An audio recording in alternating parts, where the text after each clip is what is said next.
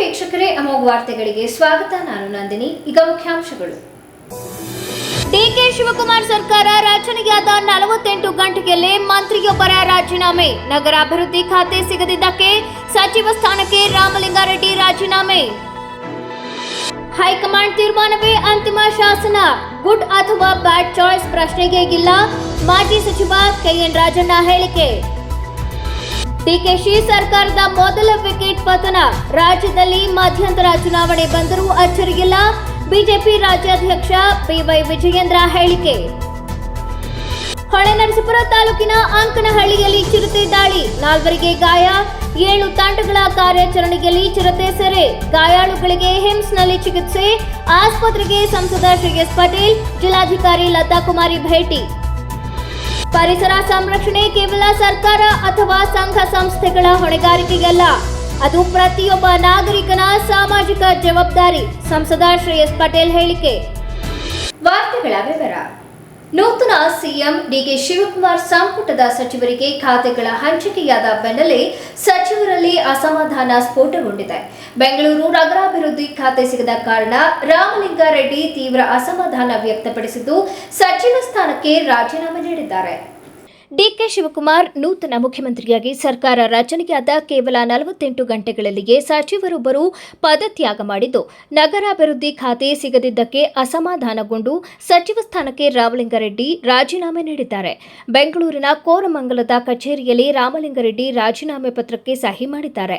ಕಾಂಗ್ರೆಸ್ ನಾಯಕರು ಕೊನೆ ಕ್ಷಣದವರೆಗೂ ಮನವೊಲಿಸಲು ಯತ್ನಿಸಿದರೂ ಯಾರ ಮಾತನ್ನು ಕೇಳದ ರಾಮಲಿಂಗಾರೆಡ್ಡಿ ರಾಜೀನಾಮೆ ನೀಡಿದ್ದಾರೆ. ರಾಮಲಿಂಗಾರೆಡ್ಡಿ ಅವರಿಗೆ ನೂತನ ಸರ್ಕಾರದಲ್ಲಿ ಜಲಸಂಪನ್ಮೂಲ ಖಾತೆ ಹಂಚಿಕೆ ಮಾಡಲಾಗಿತ್ತು. ಆದರೆ ರಾಮಲಿಂಗಾರೆಡ್ಡಿ ಬೆಂಗಳೂರು ನಗರಾಭಿವೃದ್ಧಿ ಖಾತೆ ನೀಡಬೇಕೆಂದು ಪಟ್ಟು ಹಿಡಿದಿದ್ದರು. ತನಗೆ ಜಲಸಂಪನ್ಮೂಲ ಖಾತೆ ಅರ್ಥ ಮಾಡಿಕೊಳ್ಳಲು 6 ತಿಂಗಳು ಬೇಕು. ಈ ಖಾತೆ ನನಗೆ ಬೇಡ, ನಗರಾಭಿವೃದ್ಧಿ ಖಾತೆ ನೀಡುವಂತೆ ಡಿಕೆ ಶಿವಕುಮಾರ್ ಅವರಿಗೆ ತಿಳಿಸಿದರು. ಕಾಂಗ್ರೆಸ್ ಹೈಕಮಾಂಡ್ ಅಂತಿಮವಾಗಿ ಒಂದು ತೀರ್ಮಾನಕ್ಕೆ ಬಂದ ನಂತರ ಅಲ್ಲಿ ವೈಯಕ್ತಿಕ ಇಷ್ಟಾನಿಷ್ಟಗಳಿಗೆ ಜಾಗವಿರುವುದಿಲ್ಲ ಎಂದು ಮಾಜಿ ಸಚಿವ ಕೆಎನ್ ರಾಜಣ್ಣ ಹೇಳಿದರು. ಮಾಧ್ಯಮದವರೊಂದಿಗೆ ಮಾತನಾಡಿದ ಅವರು, ಈ ಹಿಂದೆ ಮುಖ್ಯಮಂತ್ರಿಗಳ ಬದಲಾವಣೆ ಆಗುವುದಿಲ್ಲ ಎಂಬುದನ್ನು ನನ್ನ ವೈಯಕ್ತಿಕ ಅಭಿಪ್ರಾಯವಾಗಿತ್ತು. ಸಿದ್ದರಾಮಯ್ಯ ಅವರು ಕೂಡ ಹೈಕಮಾಂಡ್ ನಿರ್ಧಾರಕ್ಕೆ ಬದ್ಧ ಎಂದು ಹೇಳಿದ್ದರು. ಈಗ ದೆಹಲಿ ನಾಯಕರು ಒಂದು ಮಹತ್ವದ ತೀರ್ಮಾನ ಕೈಗೊಂಡಿದ್ದಾರೆ. ಒಮ್ಮೆ ಆದೇಶ ಹೊರಬಿದ್ದ ಮೇಲೆ ಅದು ಒಳ್ಳೆಯ ಆಯ್ಕೆಯೋ ಅಥವಾ ಕೆಟ್ಟ ಆಯ್ಕೆಯೋ ಎಂದು ವಿಶ್ಲೇಷಿಸುವ ಪ್ರಶ್ನೆಯೇ ಉದ್ಭವಿಸುವುದಿಲ್ಲ. ಪಕ್ಷದ ಶಿಸ್ತಿನ ದೃಷ್ಟಿಯಿಂದ ನಾಯಕತ್ವದ ತೀರ್ಮಾನವನ್ನ ಎಲ್ಲರೂ ಒಪ್ಪಿಕೊಳ್ಳಲೇಬೇಕು. ಕರ್ನಾಟಕದಲ್ಲಿ ಕಾಂಗ್ರೆಸ್ ಪಕ್ಷದ ಬಲವರ್ಧನೆ ಅಹಿಂದ ವರ್ಗಗಳ ಪಾತ್ರ ಬಹಳ ದೊಡ್ಡದಿದೆ. ಈ ಸಮುದಾಯಗಳನ್ನು ಸರ್ಕಾರ ಮತ್ತು ಪಕ್ಷವು ಎಷ್ಟು ವಿಶ್ವಾಸಕ್ಕೆ ತೆಗೆದುಕೊಳ್ಳುತ್ತದೆ ಎಂಬ ಅಂಶದ ಮೇಲೆ ಮುಂದಿನ ಭವಿಷ್ಯ ನಿರ್ಧಾರವಾಗಲಿದೆ. ಹಿಂದುಳಿದ ವರ್ಗಗಳು, ದಲಿತರು ಮತ್ತು ಅಲ್ಪಸಂಖ್ಯಾತರ ಹಿತರಕ್ಷಣೆಗೆ ಆದ್ಯತೆ ನೀಡಿದಾಗ ಮಾತ್ರ ಪಕ್ಷಕ್ಕೆ ಜನಬೆಂಬಲ ಮುಂದುವರಿಯಲಿದೆ. ಹರಿಪ್ರಸಾದ್ ಅವರು ಹೋರಾಟದ ಹಾದಿಯಿಂದ ಬಂದ ಅನುಭವಿ ನಾಯಕರು. ಯುವ ಕಾಂಗ್ರೆಸ್ ಕಾಲದಿಂದಲೂ ನಾವು ಒಟ್ಟಾಗಿ ಕೆಲಸ ಮಾಡಿದ್ದೇವೆ. ಎಐಸಿಸಿ ಮಟ್ಟದಲ್ಲಿ ದೀರ್ಘಕಾಲ ಕೆಲಸ ಮಾಡಿದ ಅನುಭವ ಅವರಿಗಿದೆ. ಹಿಂದುಳಿದ ವರ್ಗದ ನಾಯಕನಿಗೆ ಇಂತಹ ಜವಾಬ್ದಾರಿ ನೀಡಿರುವುದು ಪಕ್ಷಕ್ಕೆ ಶಕ್ತಿ ತುಂಬಲಿದೆ. ಡಿಕೆ ಶಿವಕುಮಾರ್ ಮತ್ತು ಹರಿಪ್ರಸಾದ್ ಅವರ ಜೋಡಿ ಪಕ್ಷವನ್ನು ಹೇಗೆ ಮುನ್ನಡೆಸುತ್ತದೆ ಎಂಬುದು ಮುಖ್ಯ. ಇಲ್ಲಿ ವ್ಯಕ್ತಿಗಳಿಗಿಂತ ಅವರ ಕಾರ್ಯಕ್ಷಮತೆ ಮತ್ತು ಜನಪರ ಕೆಲಸಗಳು ಮುಖ್ಯವಾಗುತ್ತವೆ. ನನ್ನ ಅನುಭವದ ಆಧಾರದ ಮೇಲೆ ಸಲಹೆ ಕೇಳಿದರೆ ಮಾತ್ರ ನಾನು ನೀಡುತ್ತೇನೆ. ಕೇಳದಿದ್ದಾಗ ಅನಗತ್ಯವಾಗಿ ಸಲಹೆ ನೀಡುವ ಅಭ್ಯಾಸ ನನಗಿಲ್ಲ. ಸಲಹೆಗಳನ್ನು ಸ್ವೀಕರಿಸುವ ಮನಸ್ಥಿತಿ ಇರುವವರಿಗೆ ಮಾತ್ರ ನನ್ನ ಮಾರ್ಗದರ್ಶನ ಇರುತ್ತದೆ ಎಂದು ಹೇಳಿದರು. ಬದಲಾವಣೆ ಆಗಲ್ಲ ಅಂತ ಹೇಳಿದೆ, ಆದರೂ ಕೂಡ ರೈಡರ್ ಇತ್ತಲ್ಲ, ಅಂತಿಮವಾಗಿ ಹೈಕಮಾಂಡ್ ತೀರ್ಮಾನ ಮಾಡ್ತಾರೆ ಅಂತ. ಏನು ಸಿದ್ದರಾಮಯ್ಯನವ್ರು ಏನು ಹೇಳ್ತಾ ಇದ್ರು, ಹೈಕಮಾಂಡ್ ತೀರ್ಮಾನ ಮಾಡ್ತಾರೆ, ಅವ್ರು ಏನು ಹೇಳ್ತಾರೆ ಅದು ಕೇಳ್ತೇನೆ ಅಂತ. ನನ್ನ ಅಭಿಪ್ರಾಯ ಅವರ ಬದಲಾವಣೆ ಆಗೋದಿಲ್ಲ ಅಂತ. ಆದಾಗ್ಯೂ ಕೂಡ ಹೈಕಮಾಂಡ್ನಲ್ಲಿ ಏನು ತೀರ್ಮಾನ ಆಗ್ತದೋ ಅದ್ರ ಪ್ರಕಾರ ನಡೆಯುತ್ತೆ ಅಂತ ಹೇಳಿದ್ದೆ. ಹೌದಲ್ವಾ? ನೀವು ಅರ್ಧ ಹೇಳ್ತೀರಿ, ಇನ್ನು ಅರ್ಧ ಹೇಳೋದಿಲ್ಲ. ನಿರೀಕ್ಷೆ ಆಗೋದಿಲ್ಲ ಅಂತ ನಿರೀಕ್ಷೆ ಇತ್ತು, ಆಗಿದೆ. ಹೈಕಮಾಂಡ್ನಲ್ಲಿ ತೀರ್ಮಾನ ತೊಗೊಂಡಿದ್ದಾರೆ, ಎಲ್ಲ ಒಪ್ಪಿದಾರಲ್ಲ. ಯಾರ್ದು ಬದಲಾವಣೆ ನೋಡೋಣ, ಸ್ವಲ್ಪ ಕಾಲ ಕಳಿಬೇಕಲ್ಲ. ಈಗ ಹೊಸ ಇದು ಏನಾಗ್ತದೆ, ಒಟ್ಟಾರೆಯಾಗಿ ರಾಜ್ಯದಲ್ಲಿ ಕಾಂಗ್ರೆಸ್ಸಿಗೆ ಶಕ್ತಿ ಇರ್ತಕ್ಕಂಥದ್ದೇ ಅಹಿಂದ ಮತದಾರರ ಒಗ್ಗೂಡುವಿಕೆ, ಅವರ ಒಂದು ಒಗ್ಗಟ್ಟಿನ ಆಧಾರದ ಮೇಲೆ ಕಾಂಗ್ರೆಸ್ ಪಕ್ಷದ ಭವಿಷ್ಯ ಇರ್ತಕ್ಕಂಥದ್ದು. ಆ ಹಿಂದ ವರ್ಗಗಳನ್ನು ಎಷ್ಟು ಮಟ್ಟಿಗೆ ವಿಶ್ವಾಸದಲ್ಲಿ ತೆಗೆದುಕೊಂಡು ಪಕ್ಷ ಆಗಲಿ ಸರ್ಕಾರ ಆಗಲಿ ನಡೆಯುತ್ತೆ ಅಂತಕ್ಕಂಥ ಅದರ ಆಧಾರದ ಮೇಲೆ ಮುಂದಿನ ಭವಿಷ್ಯ ತೀರ್ಮಾನ ಆಗ್ತದೆ. ಸಿಎಂ ಬಗ್ಗೆ ಏನು ನಿರೀಕ್ಷೆ ಇಟ್ಕೊಂಡಿದ್ದೀರಿ ಸರ್? ಏನೆಲ್ಲ ಹುಡುಗರುಗಳಿಗೆ ಪಾಸಸ್ಸು ಎಲ್ಲ ಕೊಡೋದು ಅಂತ ಮಾಡಿದ್ದಾರೆ. ಮತ್ತು ರೈತರಿಗೂ ಕೂಡ ಏನೋ ಎಲ್ಲ ಇದು ಮಾಡ್ತೀನಿ ಅಂತೇಳಿ ನೋಡೋಣ. ಏನೇ ತೀರ್ಮಾನ ಮಾಡಬೇಕಾದ್ರೂ ಅಂತಿಮವಾಗಿ ಆರ್ಥಿಕ ಇಲಾಖೆಯಿಂದ ಇವತ್ತಿನ ಪರಿಸ್ಥಿತಿನಲ್ಲಿ ಅವರ ಅನುಮೋದನೆ ಇಲ್ಲದೆ ಯಾವುದೂ ಮಾಡಲಿಕ್ಕೆ ಆಗೋದಿಲ್ಲ. ಹೈಕಮಾಂಡ್ ಗುಡ್ ಚಾಯ್ಸ್ ಅನ್ಸುತ್ತಾ ನಿಮಗೆ ಸರ್ ಸಿಎಂ? ಈಗ ಮಾಡಾದ್ಮೇಲಿಂದ ಬ್ಯಾಡ್ ಚಾಯ್ಸ್ ಅಂತ ಹೇಳೋಕ್ಕಾಗ್ತದ? ಮಾಡೋದಕ್ಕಿಂತ ಮುಂಚೆ ಕೇಳಿದರೆ ಹೇಳ್ಬೋದಿತ್ತು ಗುಡ್ ಯಾವುದು ಬ್ಯಾಡ್ ಯಾವುದು ಅಂತ. ಮಾಡಿದ್ದಾದಮೇಲೆ we can't say it is bad choice. ಅಧ್ಯಕ್ಷರಾಗಿ ಹರಿಪ್ರಸಾದ್ ಅವರು ನೇಮಕ ಆಗಿದ್ದಾರೆ. ಅದು ಒಂದು ನಮಗೆ ಭಾಳ ಸಂತೋಷ ತರೋವಂಥದ್ದು. ಯಾಕೆಂದರೆ ಹರಿಪ್ರಸಾದ್ ನಾವೆಲ್ಲ ಯೂತ್ ಕಾಂಗ್ರೆಸ್ಸಿಂದ ಜೊತೆಯಲ್ಲಿ ಕೆಲಸ ಮಾಡಿರ್ತಕ್ಕಂಥವ್ರು. ಅವರು ಹೋರಾಟಗಾರ ಇದ್ದಾರೆ ಮೊದಲಿಂದನೂ ಕೂಡ, ಮತ್ತು ಸಾಕಷ್ಟು ಅನುಭವನೂ ಇದೆ. ಕೇಂದ್ರದಲ್ಲಿ ಅವರು ಕಾರ್ಯದರ್ಶಿಯಾಗಿ, ಪ್ರಧಾನ ಕಾರ್ಯದರ್ಶಿಗಳಾಗಿ ಬೇರೆ ಬೇರೆ ರಾಜ್ಯಗಳ ಉಸ್ತುವಾರಿ, ಮೊನ್ನೆನೂ ಕೂಡ ಅವರು ಹರಿಯಾಣ ರಾಜ್ಯಕ್ಕೆ ಉಸ್ತುವಾರಿ ಇದ್ದಂಥವರು, ಮಧ್ಯಪ್ರದೇಶಕ್ಕಿದ್ದರು, ಛತ್ತೀಸ್ಗಢಕ್ಕಿದ್ದರು. ಹೀಗಾಗಿ ಅವರಿಗೆ ಕೇಂದ್ರದಲ್ಲಿ ನಡೀತಕ್ಕಂಥ ರಾಜಕೀಯ ವಿದ್ಯಮಾನಗಳ ಬಗ್ಗೆ ಎಲ್ಲವನ್ನೂ ಕೂಡ ಅರಿತಕ್ಕಂಥ ಒಂದು ಅನುಭವ ಅವ್ರಿಗಿರೋದ್ರಿಂದ ಅವರು ಒಂದು ಅನುಭವಿ ಮನುಷ್ಯನ ಇಲ್ಲಿಗೆ ಅಧ್ಯಕ್ಷನಾಗಿ, ಅದು ಅಹಿಂದ ವರ್ಗದ ಮನುಷ್ಯನು ಒಂದು ಅವಕಾಶ ಮಾಡಿದ್ದಾರೆ. ಅವರು ಉತ್ತಮವಾದಂಥ ಪಕ್ಷ ಸಂಘಟನೆ ಮಾಡ್ತಾರೆ ಅಂತ ವಿಶ್ವಾಸ ಇದೆ. ಯಾವ ಕಾಂಬಿನೇಷನ್ ರೀ? ಡಿ ಕೆಗೆ ಎರಡೇ, D K Shivakumar D K S ಮಾಡಿ, ಇವರು ಬಿ ಕೆಗೆ ಬಿ ಕೆ ಹೆಚ್ ಮಾಡಿ. ನೀವು ಎರಡೆರಡೇ ಹೇಳ್ಬೇಡಿ. 28ಕ್ಕೆ ಏನು ನಿರೀಕ್ಷೆ ಇಟ್ಕೋಬೋದು ಸರ್ ಈ ಎರಡು ಕಾಂಬಿನೇಷನ್? ನಾವು ಸ್ವಲ್ಪ ದಿವಸ ನೋಡಬೇಕಲ್ಲ, ಅವರು ಪರ್ಫಾರ್ಮೆನ್ಸ್ ಮೇಲೆ ತಾನೇ ಚುನಾವಣೆ ಫಲಿತಾಂಶ ಬರೋದು. If we perform we will survive, if you fail to perform we will collapse. ಏನು ಸಜೆಷನ್ಸ್ ಏನಾದ್ರು ಇದೆಯಾ ಸರ್ ಹೊಸ ಸಿಎಂ? ಹೇಳೋಣ ಕೇಳಿದ್ರೆ ಹೇಳ್ತೀವಿ, ನಾವು ಪುಕ್ಸಟ್ಟೆ ಹೇಳಕ್ ಹೋಗಲ್ಲ. ಯಾರೇ ಆಗಿಲ್ರಿ, ಯಾವಾಗಲೂ ಅಡ್ವೈಸು ಸಜೆಷನ್ಸ್ ಇದೆಯಲ್ಲ, ಕೇಳಿ ಸ್ವೀಕಾರ ಮಾಡೋ ಮನಸ್ಥಿತಿ ಇರೋರಾದ್ರೆ ಹೇಳ್ಬೋದು. ಇಲ್ಲದ್ರೆ ಏನು ಹೇಳೋ ಅಂಥದ್ದು ಮ್ಯಾಲೆ ಬಿದ್ದು ಹೇಳೋ ಅಂಥದ್ದು. ಕಾಂಗ್ರೆಸ್ನವರಿಗೆ ರಾಜ್ಯದ ಅಭಿವೃದ್ಧಿಯ ಬಗ್ಗೆ ಚಿಂತನೆ ಇಲ್ಲ ಎಂಬುದು ವಾಸ್ತವಿಕ ಸತ್ಯ. ನಾಡಿನ ರೈತರ ಸಮಸ್ಯೆ ಪರಿಹಾರದ ಕಿಂಚಿತ್ತೂ ಕಾಳಜಿ ಇಲ್ಲ. ಈಗಾಗಲೇ ಹಗ್ಗ ಜಗ್ಗಾಟದಲ್ಲೇ 3 ವರ್ಷ ಕಳೆದಿದ್ದಾರೆ ಎಂದು ಬಿಜೆಪಿ ರಾಜ್ಯಾಧ್ಯಕ್ಷ ಬಿವೈ ವಿಜಯೇಂದ್ರ ಹೇಳಿದರು. ಮಾಧ್ಯಮದೊಂದಿಗೆ ಮಾತನಾಡಿದ ಅವರು, ರಾಜ್ಯದ ಸಚಿವರು ತಮ್ಮ ಜಿಲ್ಲೆಗೆ ಸೀಮಿತವಾಗಿದ್ದರೆ ಹೊರತು ಯಾವುದೇ ಇತರೆ ಜಿಲ್ಲೆಗೆ ಪ್ರವಾಸ ಮಾಡಲಿಲ್ಲ. ಇನ್ನು ಅಧಿಕಾರಾವಧಿ 2 ವರ್ಷಗಳು ಮಾತ್ರ ಇರುವಾಗ ಡಿಕೆ ಶಿವಕುಮಾರ್ ಅವರ ನೇತೃತ್ವದ ಸರ್ಕಾರ ಅಸ್ತಿತ್ವಕ್ಕೆ ಬಂದಿದೆ. ಈಗ ಮತ್ತೆ ಹಗ್ಗ ಜಗ್ಗಾಟ, ಯಾವ ಖಾತೆ ಯಾವ ಜಿಲ್ಲೆ ಉಸ್ತುವಾರಿ ಪಡೆದುಕೊಳ್ಳಬೇಕೆಂಬ ಕಿತ್ತಾಟದಲ್ಲಿ ಇವತ್ತು ರಾಮಲಿಂಗಾರೆಡ್ಡಿಯವರು ರಾಜೀನಾಮೆ ನೀಡಿದ್ದಾರೆ. ಡಿಕೆ ಶಿವಕುಮಾರ್ ಅವರ ನೇತೃತ್ವದಲ್ಲಿ ಸರ್ಕಾರದಿಂದ ಅಭಿವೃದ್ಧಿ ನೋಡುವುದು ಅಸಾಧ್ಯ. ಜನರ ಭರವಸೆಗಳನ್ನು ಇವರು ಕಡೆಗಣಿಸಲಿದ್ದಾರೆ. ಬಡವರ ವಿರೋಧಿ, ಜನ ವಿರೋಧಿ ಕಾಂಗ್ರೆಸ್ ಸರ್ಕಾರವನ್ನು ಕಿತ್ತೊಗೆಯಬೇಕು. ಮುಂದೆ ಬಿಜೆಪಿ ಸರ್ಕಾರ ಬರಬೇಕೆಂಬ ನಿರೀಕ್ಷೆ, ಅಪೇಕ್ಷೆ ಜನರಲ್ಲಿದೆ. ಪರಸ್ಪರ ಕಾಲೆಳೆಯುತ್ತಾ ಸಮಯ ಕಳೆಯಲಿದ್ದು ಮಧ್ಯಂತರ ಚುನಾವಣೆ ಬಂದರೂ ಅಚ್ಚರಿಯಿಲ್ಲ ಎಂದು ಹೇಳಿದರು. ಡಿಕೆ ಶಿವಕುಮಾರ್ ಮುಖ್ಯಮಂತ್ರಿಗಳು, ಸಿದ್ದರಾಮಯ್ಯನವರ ಸಚಿವ ಸಂಪುಟ ಮೊದಲನೆಯ ವಿಕೆಟ್ ಹೊತ್ತು ಪತನ ಆಗಿರುವಂಥದ್ದು. ರಾಮಲಿಂಗಾರೆಡ್ಡಿ ಅವರು ಹಿರಿಯರಿದ್ದಾರೆ, ಅವ್ರ ಬಗ್ಗೆ ಹೆಚ್ಚು ಮಾತನಾಡೋದಕ್ಕೆ ಹೋಗೋದಿಲ್ಲ. ಆದರೆ ವಾಸ್ತವಿಕ ಸತ್ಯ ಏನು ಅಂತೇಳಿದ್ರೆ, ಈ ಕಾಂಗ್ರೆಸ್ನವರಿಗೆ ರಾಜ್ಯದ ಅಭಿವೃದ್ಧಿಯ ಬಗ್ಗೆ ಚಿಂತನೆ ಇಲ್ಲ. ನಾಡಿನ ರೈತರ ಸಮಸ್ಯೆಯನ್ನು ಪರಿಹಾರ ಮಾಡಬೇಕು, ಅದ್ರ ಬಗ್ಗೆ ಕಿಂಚಿತ್ತೂ ಕೂಡ ಕಾಳಜಿ ಇಲ್ಲ. ಕಳೆದ 3 ವರ್ಷ ಹಗ್ಗ ಜಗ್ಗಾಟದಲ್ಲೇ 3 ವರ್ಷ ಕಳೆದಿದ್ದಾರೆ. ಯಾವುದೇ ಒಬ್ಬ ಸಚಿವ ನಾಮಕವಾಸ್ತೆಗೆ ಉಸ್ತುವಾರಿ ಸಚಿವರಷ್ಟೇ. ರಾಜ್ಯದ ಸಚಿವರು ಏನಿದ್ದಾರೆ ತಮ್ಮ ಜಿಲ್ಲೆಗಳಿಗೆ ಸೀಮಿತ ಆಗಿದ್ದರೆ ಹೊರತು ರಾಜ್ಯದ ಯಾವುದೇ ಜಿಲ್ಲೆಗೆ ಪ್ರವಾಸವನ್ನು ಮಾಡಲಿಲ್ಲ. ಆದರೆ ಈಗ ಡಿ ಕೆ ಶಿವಕುಮಾರ್ ಅವರ ನೇತೃತ್ವದಲ್ಲಿ ಸರ್ಕಾರ ಅಸ್ತಿತ್ವಕ್ಕೆ ಬಂದಿದೆ. ಇರೋದು ಕೇವಲ 2 ವರ್ಷ ಮಾತ್ರ. ಈಗ ಮತ್ತೆ ಹಗ್ಗ ಜಗ್ಗಾಟ, ಯಾವ ಪೋರ್ಟ್ಫೋಲಿಯೋ ತೆಗೆದುಕೊಳ್ಬೇಕು, ಯಾವ ಜಿಲ್ಲೆ ಉಸ್ತುವಾರಿನ ಪಡೆದುಕೊಳ್ಬೇಕು, ಇದರ ಕಿತ್ತಾಟದಲ್ಲಿ ಇವತ್ತು ರಾಮಲಿಂಗಾರೆಡ್ಡಿ ಅವರೇ ಇವತ್ತು ರಾಜೀನಾಮೆ ನೀಡಿದ್ದಾರೆ. ನಾನು ಇಷ್ಟೇ ಹೇಳುವಂಥದ್ದು, ಡಿ ಕೆ ಶಿವಕುಮಾರ್ ನೇತೃತ್ವದ ಈ ಸರ್ಕಾರ ಏನಿದೆ ರಾಜ್ಯದಲ್ಲಿ, ಇದರಿಂದ ಅಭಿವೃದ್ಧಿ ನೋಡೋದಕ್ಕೆ ಸಾಧ್ಯ ಇಲ್ಲ. ಜನರ ಭರವಸೆಗಳಿಗೆ ನೀರೆರಿಯುವಂಥ ಕೆಲಸವನ್ನು ಅವರು ಮಾಡೋರಿದ್ದಾರೆ. ರಾಜ್ಯದ ಜನರ ಅಪೇಕ್ಷೆ ಇದೆ. ಇಂಥ ಬಡವರ ವಿರೋಧಿ ಜನ ವಿರೋಧಿ ಕಾಂಗ್ರೆಸ್ ಸರ್ಕಾರವನ್ನು ಕಿತ್ತೊಗೆಯಬೇಕು. ಮುಂದೆ ಭಾರತೀಯ ಜನತಾ ಪಾರ್ಟಿ ಸರ್ಕಾರ ಬರಬೇಕು. ಇದು ನಮ್ಮ ಅಪೇಕ್ಷೆಗಿಂತ ಹೆಚ್ಚಾಗಿ ರಾಜ್ಯದ ಜನರ ಅಪೇಕ್ಷೆನೂ ಕೂಡ ಇದಿದೆ. ಹಾಗಾಗಿ ಒಬ್ರಿಗೊಬ್ರು ಕಾಲು ಎಳೆಯೋದ್ರಲ್ಲೇ 2 ವರ್ಷ ಕಳೀತಾರೆ.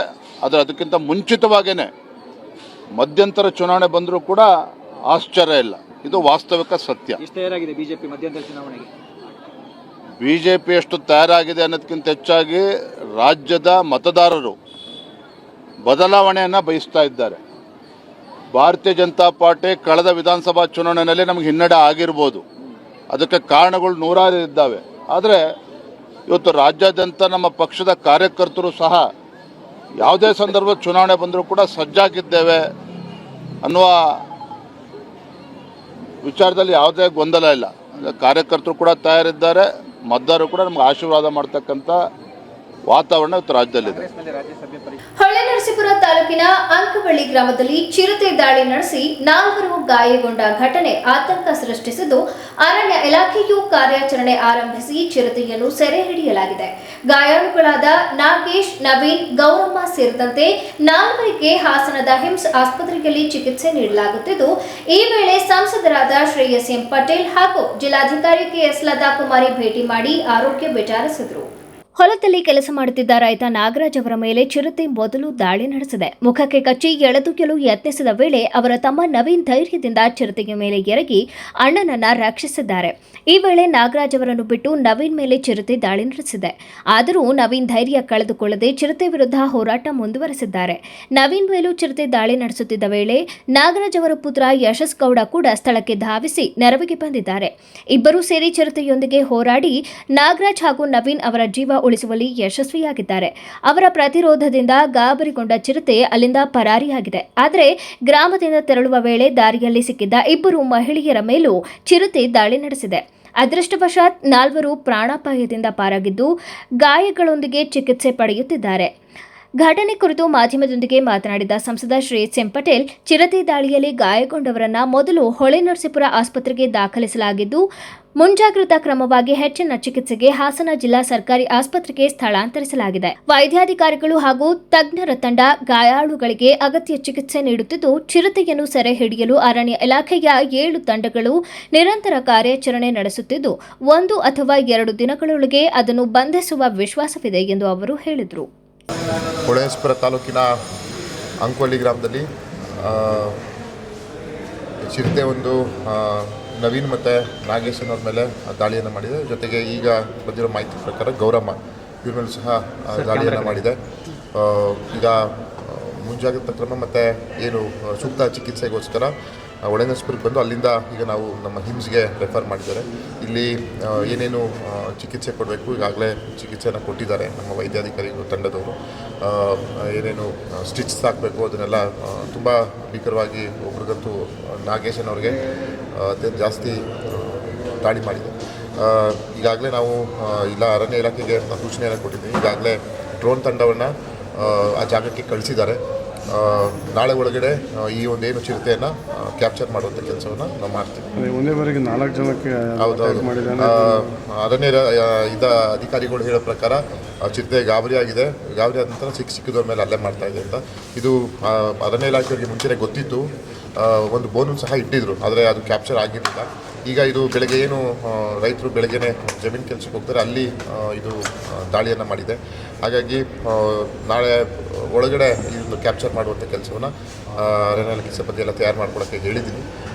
ಈಗಾಗಲೇ ಡ್ರೋನನ್ನು ಕರೆಸಿ ಎಲ್ಲಿ ಆ ಚಿರತೆ ಇದೆ ಅನ್ನೋದನ್ನು ಕಂಡುಹಿಡಿದು ಮುಂದಿನ ಏನೇನು ತೊಗೊಬೋದು ಎಲ್ಲ ರೀತಿಯ ಕ್ರಮವನ್ನು ತಗೋಬೇಕು. ಈಗಾಗಲೇ ಸುತ್ತಮುತ್ತ ಸೂಚನೆ ಕೊಟ್ಟರೆ ಸ್ವಲ್ಪ ಒಳ್ಳೆ ಈಗಾಗಲೇ ಅನೌನ್ಸ್ಮೆಂಟ್ ಸಹ ನಾವು ಮಾಡ್ತಾ ಇದ್ದೀವಿ. ಇಂಥ ಕಡೆ ಒಂದು ಚಿರತೆ ಬಂದಿದೆ, ಅಲರ್ಟ್ ಆಗಿರಿ ಅಂದ್ಬಿಟ್ಟು ನಾವಾಗಲೇ ಅನೌನ್ಸ್ಮೆಂಟನ್ನು ಸಹ ಮಾಡ್ತಿದ್ದೀವಿ. ಈ ರೀತಿ ಆಗಬಾರ್ದು, ಮುಂಜಾಗ್ರತಾ ಕ್ರಮವನ್ನು ತಗೊಬೇಕಾಗಿತ್ತು. ಇದು ಒಂದು ಕಡೆ, ಆದರೆ ಚಿರತೆ ಅಲ್ಲಿಗೆ ಬರದೆ ಈ ಅಂಕವಳ್ಳಿ ಗ್ರಾಮದಲ್ಲಿ ಬಂದು ದಾಳಿಯನ್ನು ನಡೆಸಿದೆ. ನಾಳೆ ಒಳಗಡೆ ಈ ಚಿರತೆನ ಜಿಲ್ಲಾಧಿಕಾರಿ ಕೆಎಸ್ ಲತಾ ಕುಮಾರಿ ಮಾತನಾಡಿ, ಅಂಕನಹಳ್ಳಿ ಗ್ರಾಮದ ಹೊಲದಲ್ಲಿ ಕೆಲಸ ಮಾಡುತ್ತಿದ್ದ ನಾಗೇಂದ್ರ ಹಾಗೂ ನವೀನ್ ಮೇಲೆ ಮೊದಲು ಚಿರತೆ ದಾಳಿ ನಡೆಸಿ ಬಳಿಕ ಇನ್ನಿಬ್ಬರ ಮೇಲೂ ದಾಳಿ ನಡೆಸಿದ್ದು, ಅದೃಷ್ಟವಶಾತ್ ಯಾವುದೇ ಜೀವಹಾನಿ ಸಂಭವಿಸಿಲ್ಲ ಎಂದು ತಿಳಿಸಿದರು. ಗಾಯಾಳುಗಳಿಗೆ ತಕ್ಷಣ ಚಿಕಿತ್ಸೆ ಒದಗಿಸಲಾಗಿದ್ದು, ಎಲ್ಲರ ಆರೋಗ್ಯ ಸ್ಥಿತಿ ಸ್ಥಿರವಾಗಿದೆ. ಮುಂದಿನ ದಿನಗಳಲ್ಲಿ ಇಂತಹ ಘಟನೆ ಮರುಕಳಿಸದಂತೆ ಅರಣ್ಯ ಇಲಾಖೆ ಕಟ್ಟುನಿಟ್ಟಿನ ಕ್ರಮ ಕೈಗೊಂಡಿದ್ದು ಗ್ರಾಮಸ್ಥರಿಗೆ ಎಚ್ಚರಿಕೆ ಸಂದೇಶ ನೀಡುವ ಜೊತೆಗೆ ಚಿರತೆಯ ಚಲನವಲನದ ಮೇಲೆ ನಿಗಾ ಇಡಲಾಗಿದೆ. ಗ್ರಾಮದಲ್ಲಿ ಭಯದ ವಾತಾವರಣ ನಿರ್ಮಾಣವಾಗಿದ್ದು ಸಾರ್ವಜನಿಕರು ಒಂಟಿಯಾಗಿ ಹೊಲ ಗದ್ದೆಗಳಿಗೆ ತೆರಳದಂತೆ ಹಾಗೂ ಅರಣ್ಯ ಇಲಾಖೆಯ ಸೂಚನೆಗಳನ್ನು ಪಾಲಿಸಬೇಕು ಎಂದು ಹೇಳಿದರು. ನಮ್ಮ ಹಾಸನ ಜಿಲ್ಲೆಯ ಹೊಳೆನರಸೀಪುರ ತಾಲೂಕಿನ ಅಂಕನಹಳ್ಳಿ ಗ್ರಾಮದಲ್ಲಿ ಚಿರತೆಯ ಒಂದು ಅಟ್ಯಾಕ್ ಆಗಿದೆ. ನಮ್ಮ ರೈತರು ನಾಗೇಂದ್ರ ಮತ್ತು ನವೀನ್ ಅವರು ಹೊಲದಲ್ಲಿ ಕೆಲಸ ಮಾಡುವಾಗ ಅವರಿಗೆ ಚಿರತೆಯಿಂದ ಒಂದು ಆಘಾತಕ್ಕೆ ಒಳಗಾಗಿದ್ದಾರೆ. ಸದ್ಯ ಯಾವುದೇ ಜೀವ ಹಾನಿ ಆಗಿಲ್ಲ ಮತ್ತು ತೊಂದರೆ ಆಗಿಲ್ಲ. ಈಗ ಅವ್ರಿಗೆ ತಕ್ಷಣ ಚಿಕಿತ್ಸೆಯನ್ನು ನೀಡಲಾಗಿದೆ. ಹಾಗಾಗಿ ಅವರು ಗಾಯಗಳಿಗೆ ಈಗ ಉತ್ತಮ ಸ್ಪಂದನೆ ಕೊಡ್ತಾ ಇದ್ದಾರೆ. ಯಾವುದು ಪ್ರಾಣಕ್ಕೆ ತೊಂದರೆ ಇಲ್ಲ ಅಂತ ಹೇಳಿದ್ದಾರೆ. ಸೊ ಇದು ಒಂದು ವಿಚಾರವಾದರೆ ನಮ್ಮ ಅರಣ್ಯ ಇಲಾಖೆಯವರು ಈಗ ತುಂಬ ತಮ್ಮ ಸರ್ಚ್ ಆಪರೇಷನನ್ನು ತೀವ್ರ ಗತಿಯಲ್ಲಿ ಮಾಡ್ತಾ ಇದ್ದಾರೆ.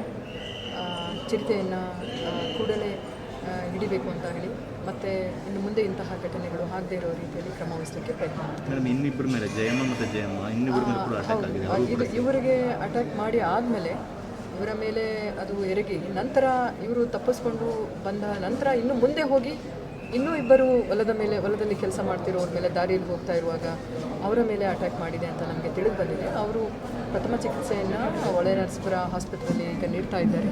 ಅಲ್ಲಿಂದ ಈಗ ಹಿಮ್ಸ್ ಹಾಸ್ಪಿಟಲ್ಗೆ ಅವ್ರಿಗೆ ಬರ್ತಾ ಇದ್ದಾರೆ ಅಂತ ನಮಗೆ ಮಾಹಿತಿ. ಹೌದು, ನಮ್ಮ ಅರಣ್ಯ ಇಲಾಖೆಯವರು ತುಂಬ ಈಗ ಎಲ್ಲ ಸಿಬ್ಬಂದಿ ನಿರತರಾಗಿದ್ದಾರೆ. ಈಗ ಆಲ್ರೆಡಿ ಆ ಜಾಗವನ್ನು ಲೊಕೇಶನನ್ನು ಸ್ಪಾಟ್ ಮಾಡಿ ಆಗಿದೆ. ಕೆಲವೇ ಗಂಟೆಗಳಲ್ಲಿ ಅಥವಾ ನಮ್ಮ ಚಿರತೆಯನ್ನು ಕ್ಯಾಪ್ಚರ್. ಪರಿಸರ ಸಂರಕ್ಷಣೆ ಕೇವಲ ಸರ್ಕಾರ ಅಥವಾ ಕೆಲ ಸಂಘ ಸಂಸ್ಥೆಗಳ ಹೊಣೆಗಾರಿಕೆಯಲ್ಲ, ಅದು ಪ್ರತಿಯೊಬ್ಬ ನಾಗರಿಕನ ಸಾಮಾಜಿಕ ಜವಾಬ್ದಾರಿಯಾಗಿದೆ ಎಂದು ಜಿಲ್ಲೆಯ ಸಂಸದ ಶ್ರೇಯಸ್ ಎಂ ಪಟೇಲ್ ತಿಳಿಸಿದರು. ಗಿಡ ನೆಡುವ ಕಾರ್ಯಕ್ರಮಕ್ಕೆ ಚಾಲನೆ ನೀಡಿ ಅವರು ಮಾತನಾಡಿ, ಪ್ರಕೃತಿಯು ಮಾನವನಿಗೆ ಯಾವುದೇ ಪ್ರತಿಫಲ ನಿರೀಕ್ಷಿಸದೆ ಅನೇಕ ಅಮೂಲ್ಯ ಕೊಡುಗೆಗಳನ್ನು ನೀಡುತ್ತಿದೆ. ಶುದ್ಧ ಗಾಳಿ, ನೀರು, ನೆರಳು, ಆಹಾರ ಸೇರಿದಂತೆ ಜೀವ ಉಳಿಸಲು ಅಗತ್ಯವಿರುವ ಎಲ್ಲ ಸಂಪನ್ಮೂಲಗಳನ್ನು ಪರಿಸರವೇ ಒದಗಿಸುತ್ತಿದೆ. ಆದರೆ ನಾವು ಪರಿಸರಕ್ಕೆ ಏನು ಕೊಡುಗೆ ನೀಡುತ್ತಿದ್ದೇವೆ ಎಂಬ ಪ್ರಶ್ನೆಯನ್ನು ಪ್ರತಿಯೊಬ್ಬರೂ ತಮ್ಮನ್ನು ತಾವು ಕೇಳಿಕೊಳ್ಳಬೇಕಾಗಿದೆ. ಇತ್ತೀಚಿನ ದಿನಗಳಲ್ಲಿ ಹೆಚ್ಚುತ್ತಿರುವ ನಗರೀಕರಣ, ಅರಣ್ಯ ನಾಶ, ಪ್ಲಾಸ್ಟಿಕ್ ಬಳಕೆ ಹಾಗೂ ಪರಿಸರ ಮಾಲಿನ್ಯದಿಂದಾಗಿ ಪ್ರಕೃತಿಯ ಸಮತೋಲನ ಹದಗೆಡುತ್ತಿದೆ. ಇದರ ಪರಿಣಾಮವಾಗಿ ಹವಾಮಾನ ವೈಪರೀತ್ಯ, ನೀರಿನ ಕೊರತೆ, ಉಷ್ಣಾಂಶ ಏರಿಕೆ ಸೇರಿದಂತೆ ಹಲವು ಸಮಸ್ಯೆಗಳು ಎದುರಾಗುತ್ತಿವೆ. ಇಂತಹ ಸಂದರ್ಭದಲ್ಲಿ ಗಿಡಗಳನ್ನು ನೆಟ್ಟು ಅವುಗಳನ್ನು ಪೋಷಿಸುವ ಮೂಲಕ ಪರಿಸರ ಸಂರಕ್ಷಣೆಗೆ ಎಲ್ಲರೂ ಕೈಜೋಡಿಸಬೇಕು. ವಿಶ್ವ ಪರಿಸರ ದಿನವನ್ನು ಕೇವಲ ಒಂದು ದಿನದ ಆಚರಣೆಯಾಗಿ ನೋಡದೆ ವರ್ಷಪೂರ್ತಿ ಪರಿಸರದ ಬಗ್ಗೆ ಕಾಳಜಿ ವಹಿಸುವ ಮನೋಭಾವ ಬೆಳೆಸಿಕೊಳ್ಳಬೇಕು. ನಮ್ಮ ಮನೆ, ರಸ್ತೆ, ಸಾರ್ವಜನಿಕ ಸ್ಥಳಗಳು ಹಾಗೂ ಸುತ್ತಮುತ್ತಲಿನ ಪ್ರದೇಶಗಳನ್ನು ಸ್ವಚ್ಛವಾಗಿಡುವ ಮೂಲಕ ಪರಿಸರ ಸಂರಕ್ಷಣೆಗೆ ಕೊಡುಗೆ ನೀಡಬಹುದು. ಪ್ಲಾಸ್ಟಿಕ್ ಬಳಕೆಯನ್ನು ಕಡಿಮೆ ಮಾಡುವುದು, ಮಳೆ ನೀರು ಸಂಗ್ರಹಣೆ, ಗಿಡ ನೆಡುವುದು ಮತ್ತು ಅವುಗಳನ್ನು ಸಂರಕ್ಷಿಸುವುದು ಇಂದಿನ ಅಗತ್ಯವಾಗಿದೆ ಎಂದು ಹೇಳಿದರು. ಪರಿಸರ ಅಂತ ಹೇಳಿದ್ರೆ ನಮ್ಮೆಲ್ಲರ ಜವಾಬ್ದಾರಿ. ನಾವೆಷ್ಟು ನಮ್ಮ ಆಂತರಿಕ ಮತ್ತೆ ನಮ್ಮ ಶುಚಿತ್ವವನ್ನು ಕಾಪಾಡ್ಕೋತೀವಿ, ನಮ್ಮ ಸುತ್ತಮುತ್ತಲಿನ ಶುಚಿತ್ವವನ್ನು ಕಾಪಾಡ್ಕೊಳ್ಳೋದು ನಮ್ಮೆಲ್ಲರ ಜವಾಬ್ದಾರಿಯಾಗಿರ್ತದೆ. ನಮಗೆ ಉಚಿತವಾಗಿ ಏನಾದರೂ ಪ್ರಪಂಚದಲ್ಲಿ ಸಿಗ್ತಾ ಇದೆ ಅಂತ ಹೇಳಿದ್ರೆ ಅದಕ್ಕೆ ಗಾಳಿ, ನೀರು, ಜಲ ಮತ್ತೆ ಮಣ್ಣು, ಇದು ಉಚಿತವಾಗಿ ನಮಗೆ ಪರಿಸರ ಕೊಡ್ತಿದೆ. ನಾವೇನು ಪರಿಸರಕ್ಕೆ ಮತ್ತೆ ಕೊಡ್ತಿದ್ದೀವಿ ಅನ್ನೋದು ನಾವು ಆತ್ಮಾವಲೋಕನ ಮಾಡ್ಕೋಬೇಕಾಗ್ತದೆ. ಇವತ್ತು ನಾವು ಪ್ಲಾಸ್ಟಿಕ್ ಮುಕ್ತವಾಗಿರಬಹುದು ಮತ್ತೆ ಅತ್ಯಂತ ಶುಚಿತ್ವ ಕಾಪಾಡಿಕೊಳ್ಳುವಂಥದ್ದು ನಮ್ಮೆಲ್ಲರ ಜವಾಬ್ದಾರಿ ಆಗಿರ್ತದೆ. ಪರಿಸರಕ್ಕೆ ನಾವು ಎಷ್ಟು ಪರಿಸರ ನಮಗೆ ಯಾವುದೇ ರೀತಿಯ ಒಂದು ಏನಂತ ಹೇಳ್ತಾರಲ್ಲ, ಇಂಗ್ಲೀಷಲ್ಲಿ ಒಂದು ಪದ ಇದೆ, there is no any meaning for environment in which ಅಂತ ಹೇಳಿದ್ರೆ ನಾವು ಯಾವುದೇ ರೀತಿ ಅಪೇಕ್ಷೆ ಪಡೆದ ಪರಿಸರ ಇವತ್ತು ನಮಗೆ ಎಷ್ಟು ರೀತಿಯಲ್ಲಿ ನಮಗೆ ಕೊಡುಗೆಯನ್ನು ಕೊಡ್ತಾ ಇದೆ. ನಾವು ಶುದ್ಧವಾದ ಗಾಳಿಯನ್ನು ಕುಡಿತಾ ಇದ್ದೀವಿ, ಇದೆಲ್ಲ ಕೊಡ್ತಾ ಇದ್ದೀವಿ. ಹಾಗಾಗಿ ನಾವು ಏನು ಪರಿಸರಕ್ಕೆ ಕೊಡ್ತಾ ಇದ್ದೀವಿ ಅನ್ನೋದು ನಾವು ನಮಗೆ ಯಕ್ಷ ಪ್ರಶ್ನೆಯನ್ನು ನಾವು ಹಾಕೊಳ್ಬೇಕಾಗ್ತದೆ. ಇವತ್ತು ನಾವು ಪರಿಸರ ದಿನಾಚರಣೆ ಒಂದೇ ದಿನ ನಾವು ಇವತ್ತು ಸ್ಯಾಪ್ಲಿಂಗ್ಸ್ ಮಾಡೋದಲ್ಲ, ಏನು ಗಿಡ ನೆಡೋದಲ್ಲ, 365 ದಿನ ಪ್ರಕೃತಿಗೆ ನಾವು ಏನು ಕೊಡ್ತಾ ಇದ್ದೀವಿ ಅನ್ನೋದನ್ನು ನಾವು ಆತ್ಮಾವಲೋಕನ ಮಾಡಿಕೊಂಡು ನಾವು ಪರಿಸರನ ಶುಚಿತ್ವವಾಗಿರುವಂಥ ಕೆಲಸವನ್ನು ಮಾಡಬೇಕು. ಅದಕ್ಕೆ ಮುಖ್ಯವಾಗಿ ಇವತ್ತು ಏನಾದರೂ ನಮ್ಮ ಹಾಸನದಲ್ಲಿ ಶುಚಿತ್ವ ಕಾಪಾಡ್ತಾ ಇದೆ, ಪರಿಸರಕ್ಕೆ ನಾವೇನಾದ್ರು ಕೊಡುಗೆ ಕೊಡ್ತಾ ಇದ್ದಾರೆ ಅಂತ ಹೇಳಿದ್ರೆ ಪ್ರಪ್ರಥಮವಾಗಿ ಅದು ನಮ್ಮ ಪೌರ ಕಾರ್ಮಿಕರು. ಅವ್ರಿಗೆ ನಾವು ಕೃತಜ್ಞತೆಗಳನ್ನ ಪ್ರಪ್ರಥಮವಾಗಿ ನಾವು ಸಲ್ಲಿಸಬೇಕಾಗ್ತದೆ. ನಾವೆಲ್ಲರೂ ನಮ್ಮ ಕಾರ್ಯ ಒತ್ತಡದಿರ್ತೀವಿ, ಆದರೆ ಪರಿಸರಕ್ಕೋಸ್ಕರ ಹಗಲಿರುಳು ದುಡಿದು ಶುಚಿತ್ವವನ್ನು ಕಾಪಾಡ್ತಿರುವುದು ನಮ್ಮ ನಗರವನ್ನು, ಅದು ನಮ್ಮ ಪೌರ ಕಾರ್ಮಿಕರು. ಅವರಿಂದ ಇವತ್ತು ನಾವು ನಗರ ಶುದ್ಧವಾಗಿದೆ, ಜೊತೆಗೆ ಪರಿಸರಕ್ಕೆ ಏನಾದ್ರು ಒಂದು ದೊಡ್ಡದಾದಂಥ ಕೊಡುಗೆಯನ್ನು ಅವ್ರು ಕೊಡ್ತಾ ಇದ್ದಾರೆ. ಹಾಗಾಗಿ ಪರಿಸರ ದಿನಾಚರಣೆಯ ಶುಭಾಶಯಗಳನ್ನ ಕೋರುತ್ತಾ ಎಲ್ಲರೂ ಜವಾಬ್ದಾರಿಯುತವಾದಂತಹ ಪ್ರಜೆಗಳು ನಾವು ಪರಿಸರವನ್ನು ಉಳಿಸಿ ಪರಿಸರವನ್ನು ಬೆಳೆಸುವಂಥ ಕೆಲಸವನ್ನು ಮಾಡಬೇಕು. ಮುಂದಿನ ಪೀಳಿಗೆಗೆ ಪರಿಸರವನ್ನು ಉಳಿಸುವಂಥ ಕೆಲಸ ಮಾಡಿ ಅವರಿಗೆ ನಾವು ಶುದ್ಧವಾದಂತಹ ಗಾಳಿ, ಶುದ್ಧವಾದಂತಹ ನೀರು, ಮಣ್ಣನ್ನು ಕೊಡುವಂಥದ್ದು ನಮ್ಮೆಲ್ಲರ ಜವಾಬ್ದಾರಿ. ಈ ಸಂದರ್ಭದಲ್ಲಿ ಮಹಾನಗರ ಪಾಲಿಕೆ ಆಯುಕ್ತ ಕೃಷ್ಣಮೂರ್ತಿ, ವಿವಿಧ ಇಲಾಖೆಗಳ ಅಧಿಕಾರಿಗಳು, ಪಾಲಿಕೆ ಸಿಬ್ಬಂದಿ, ಪೌರ ಕಾರ್ಮಿಕರು, ಜನಪ್ರತಿನಿಧಿಗಳು ಹಾಗೂ ಸಾರ್ವಜನಿಕರು ಹಾಜರಿದ್ದರು. ಪರಿಸರ ಸಂರಕ್ಷಣೆ ಕೇವಲ ಸರ್ಕಾರ ಅಥವಾ ಕೆಲವು ಇಲಾಖೆಗಳ ಜವಾಬ್ದಾರಿಯಲ್ಲ, ಅದು ಪ್ರತಿಯೊಬ್ಬ ನಾಗರಿಕನ ಸಾಮಾಜಿಕ ಹೊಣೆಗಾರಿಕೆಯಾಗಿದೆ ಎಂದು ನ್ಯಾಯಾಧೀಶರಾದ ಪದ್ಮಪ್ರಸಾದ್ ತಿಳಿಸಿದರು. ವಿಶ್ವ ಪರಿಸರ ದಿನಾಚರಣೆ ಕಾರ್ಯಕ್ರಮವನ್ನು ಉದ್ಘಾಟಿಸಿ ಅವರು ಮಾತನಾಡಿ, ಇಂದಿನ ದಿನಗಳಲ್ಲಿ ಪರಿಸರ ಮಾಲಿನ್ಯ, ಹವಾಮಾನ ಬದಲಾವಣೆ, ಜೈವಿಕ ವೈವಿಧ್ಯತೆಯ ನಾಶ ಹಾಗೂ ನೈಸರ್ಗಿಕ ಸಂಪನ್ಮೂಲಗಳ ದುರ್ಬಳಕೆ ಜಾಗತಿಕ ಮಟ್ಟದಲ್ಲಿ ಗಂಭೀರ ಸವಾಲುಗಳಾಗಿ ಪರಿಣಮಿಸಿವೆ. ಈ ಹಿನ್ನೆಲೆಯಲ್ಲಿ ಜನರಲ್ಲಿ ಪರಿಸರ ಜಾಗೃತಿ ಮೂಡಿಸುವ ಕಾರ್ಯ ಇನ್ನಷ್ಟು ಪರಿಣಾಮಕಾರಿಯಾಗಿ ನಡೆಯಬೇಕಾಗಿದೆ. ಉತ್ತಮ ಪರಿಸರವು ಉತ್ತಮ ಆರೋಗ್ಯದ ಮೂಲಾಧಾರವಾಗಿದೆ. ಮನುಷ್ಯನ ಬದುಕು ಗಾಳಿ, ನೀರು, ಮಣ್ಣು ಮತ್ತು ಹಸಿರು ಸಂಪತ್ತಿನ ಮೇಲೆ ಅವಲಂಬಿತವಾಗಿದೆ. ಆದರೆ ಇತ್ತೀಚಿನ ವರ್ಷಗಳಲ್ಲಿ ನಗರೀಕರಣ, ಕೈಗಾರೀಕರಣ ಮತ್ತು ಅರಣ್ಯ ನಾಶದ ಪರಿಣಾಮವಾಗಿ ಪರಿಸರದ ಸಮತೋಲನ ಹದಗೆಡುತ್ತಿದೆ. ಪ್ಲಾಸ್ಟಿಕ್ ಬಳಕೆ, ವಾಯು ಮಾಲಿನ್ಯ, ಜಲಮಾಲಿನ್ಯ ಹಾಗೂ ಅತಿಯಾದ ಸಂಪನ್ಮೂಲ ಬಳಕೆಯಿಂದ ಪ್ರಕೃತಿಗೆ ಅಪಾರ ಹಾನಿಯಾಗುತ್ತಿದ್ದು, ಇದರ ಪರಿಣಾಮವಾಗಿ ಉಷ್ಣಾಂಶ ಏರಿಕೆ, ಅತಿವೃಷ್ಟಿ, ಬರಗಾಲ ಮತ್ತು ವಿವಿಧ ಆರೋಗ್ಯ ಸಮಸ್ಯೆಗಳು ಹೆಚ್ಚಾಗುತ್ತಿವೆ ಎಂದು ಹೇಳಿದರು. ಪರಿಸರ ದಿನಾಚರಣೆಯ ಘೋಷವಾಕ್ಯ ತಮಗೆಲ್ಲರಿಗೂ ಗೊತ್ತಿದೆ ಅಂತ ಅಂದ್ಕೊಂಡಿದ್ದೇನೆ. Inspired by nature, for climate, for our future. ಅಂದರೆ ಪ್ರಕೃತಿಯಿಂದ ಪ್ರೇರೇಪಿತರಾಗಿ ಈ ಜಗತ್ತಿನ ಹವಾಮಾನವನ್ನು ಉಳಿಸಿಕೊಳ್ಳುವುದಕ್ಕಾಗಿ ಮತ್ತು ನಮ್ಮ ಮುಂದಿನ ಭವಿಷ್ಯಕ್ಕಾಗಿ ಈ ಒಂದು ಧ್ಯೇಯ ವಾಕ್ಯದೊಂದಿಗೆ ಅಥವಾ ಘೋಷ ವಾಕ್ಯದೊಂದಿಗೆ ಈ ವರ್ಷದ ಒಂದು ಪರಿಸರ ದಿನಾಚರಣೆಯನ್ನ ಅಜರ್ಬೈಜಾನ್ ಗೊತ್ತಿದೆ ಅಂತ ಅಂದ್ಕೊಂಡಿದ್ದೇನೆ. ಅಜರ್ಬೈಜಾನ್ನ ಬಾಕುವಿನಲ್ಲಿ ಕೇಂದ್ರವಾಗಿ ಇಟ್ಕೊಂಡು ಆಚರಣೆಯನ್ನ ಮಾಡ್ತಾ ಇದ್ದೇವೆ. ಇವತ್ತು ಪರಿಸರ ದಿನಾಚರಣೆಯನ್ನ ಮಾಡಬೇಕಾದಂತಹ ಅವಶ್ಯಕತೆ ಯಾಕೆ ಉಂಟಾಗಿದೆ ಅಂತ ಹೇಳಿದ್ರೆ, rising sea level, heat waves, melting glaciers, extreme storm, air pollution, plastic waste, desertification, ecosystem damage.